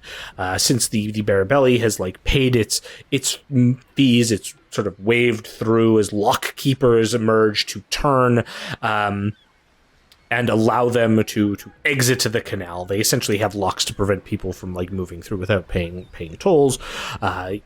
The Barabelli moves inwards along like sort of the Weissbrook area towards the southern river that heads towards Bogenhafen, but rather than head onto the river, Yosef pulls the Barabelli into the sort of inn district of Weissbrook, and you kind of find yourselves finally docked back in civilization again after a few days' journey. As you come to dock, like Yosef pauses, takes a stretch. It's like early evening at this point. He smiles and takes a deep breath and says, "All right, Wolmar and Gilda and I'll get everything ready here. You go find yourselves somewhere to stay. You'll need to pay your own coin tonight. Sorry, friends, I don't have the coin for non-Canalians. You probably want to go down there to the Black Gold. It's nearby in there. You'll find some good accommodations there, and then we'll get underway in the morning." Indeed, That's fair. indeed. I appreciate your assistance with a very pleasant journey. Very good, very good. And he like goes and gets back to like shouting at his crew to continue to like prep the boat. All of you start stepping off. Nugget joins you kind of with like enthusiasm, like woof, woof, as you exit and go onto the streets of Weisbrook. I suppose What we are all y'all wanting to do? like it's heading off to the end, though. Suggested. Absolutely. Yep, we're all just gonna head to the end. All right. No bar fights at this one. I am Right. anti-bar fight at this point, yes. Okay, so as you say Yes. that, Zilyana, I'd like everyone to give me a average plus 20 perception check. Oh no. Barin got a 49 out of 42, so marginal failure. 4 degrees of success. 44 to 81. I'll be rocking Okay. 31 It's to 80, going. 5 degrees of success. It's going. Give it a second. I believe in you, Arno. Second now. You got it. You can do it. Let's go, Arnold. Let's go. Oh, that's It's going. There it is. There it Jesus. There it is. Hey. Took it a second. Nice. So, like, as this is like this statement of no bar fights is made, which I believe was from Barin, the rest of the remaining three of you look to see a figure that is standing in front in the doorway of the Black Gold Inn. You recognize, well, Arno and Mecurion, you recognize this stocky man as the one from the Königsplatz in Altdorf, the one who was also kind of like looking as this conversation was going on with the gesturing figures you eventually made contact with. This man stands there, stocky, but has a clear, large crossbow slung across his back, and his eyes seem to like narrow as he looks at all of you and then makes his way into the inn. What was his With problem? that 5 successes, would I be able to tell if the crossbow bolts that he had any resemblance to the ones shot into the 2 guys at the docks? I mean, you'd be able to tell, like, it's the same style of crossbow, absolutely. Like, you can't forensic from far Oh, away yeah, the obviously. It's exact like, oh, you makeup can of the tell. bolts, but I'm gonna take a look. like you could tell. Take yeah. a look at Arno. Well, what do you want to do? Arno is just going to breathe loudly through his nose as he contemplates what to do here. Would we be in the right for intervening in this, or are we gonna just get into a big tussle? What evidence do you have? Like, at this point, you've seen a man with a crossbow who was at a place you were at before. So, He was at a place we were at before. he was in the Königsplatz. Like, when you were talking to those 2 other guys, he was the other person who was staring, like, the kind of looking you up before you noticed the 2 who were making signals. Hang on, that one there. He's got a crossbow. Yes.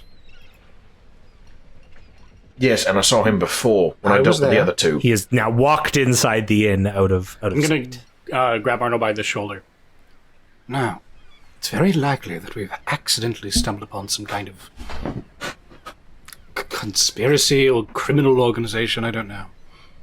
I say we react carefully and learn more information before we do anything about it. That's the plan, but we don't exactly have a lot of time. Fair enough. Let's just pretend like we're still in their group. They had that, what was their symbol? That purple, what did call it? Purple Hand. Yes. I know the signal. Hold on. I'll follow your lead. Arno, can Arno make a quick signal to the guy using the signal we used the first time? He's already he's turned around and gone into the inn. Damn it. Like, it was very clear, though, as you've now seen this, he was watching you. He was probably watching the Barabelli and now has gone into the inn. I'll have to investigate that later because I don't want to take up everyone else's time. We'll head in a bit cautiously. Yeah, the 4 of you enter into the inn, which is like a very similar raucous affair to inns you've been to before. Before we go in, I do actually want to do something real quick. I'm gonna grab Barin. Barin. Uh-huh. he doesn't respond. Hold on. but he's Listen to me listening for a moment, please. The love of... He's just he's looking at you, Excellent. and that's basically all he's doing because he's been ignoring you the entire time. Yes, I've noticed.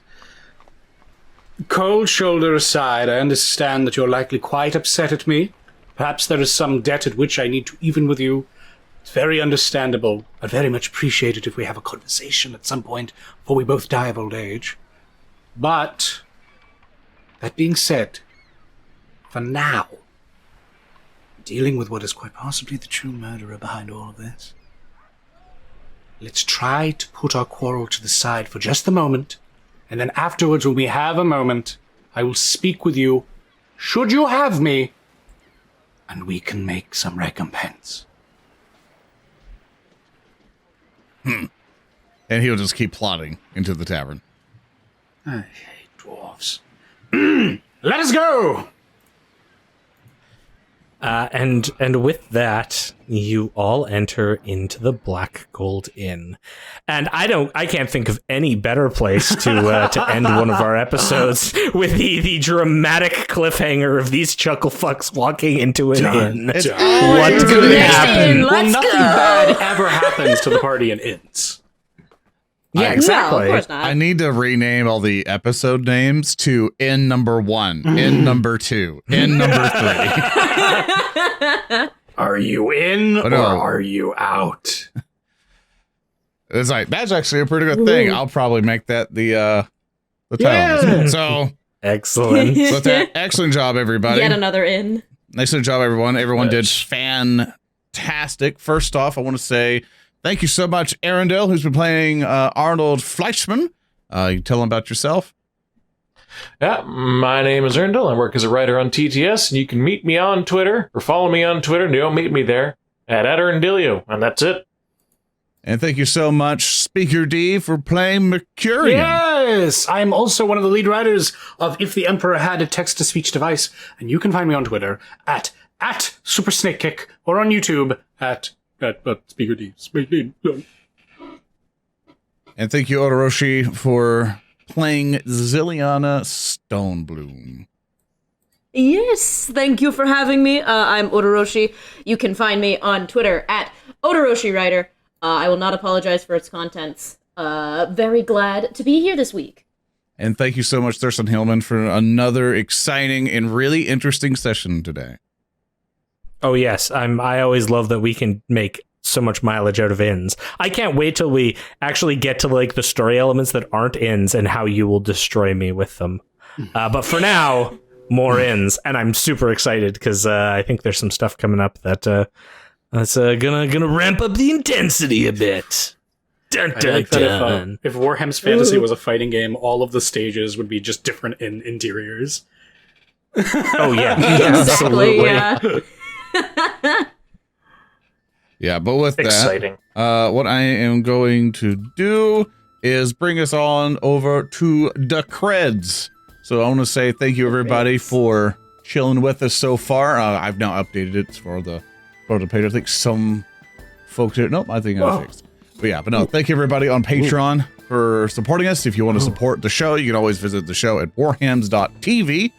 And that's where you can find anywhere to support us. Oh, look at them. You know, Patreon and stuff like that. Honestly, because without the patrons, without people showing up on stream, without people watching the VODs, listening to us on the podcast, stuff like that, this show would not even happen. So I just want to say thank you to everybody who's been a part of the show, who's been supporting it. The 40K one and the Fantasy one, you guys have been absolutely amazing. And I greatly big ups. appreciate you. Yeah, because without you guys, none of this would happen. Like, your support. Thanks for letting us do all this hilarity. We enjoy like- it. We love you. We do. You guys are making So a lot of cool. things happen just by showing up and contributing how you've been. So we want to thank you a ton.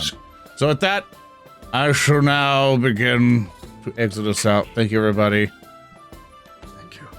As the music Yes, is really just loud it. for no reason. All right, thank you guys. Yes, music. Elf. Thank you all so Time for long music. and farewell. Bye-bye. my blessed friends. Farewell, everyone. Goodbye. Bye. Don't go. Bye. Farewell. City. Goodbye. You should go. The duck. Talking.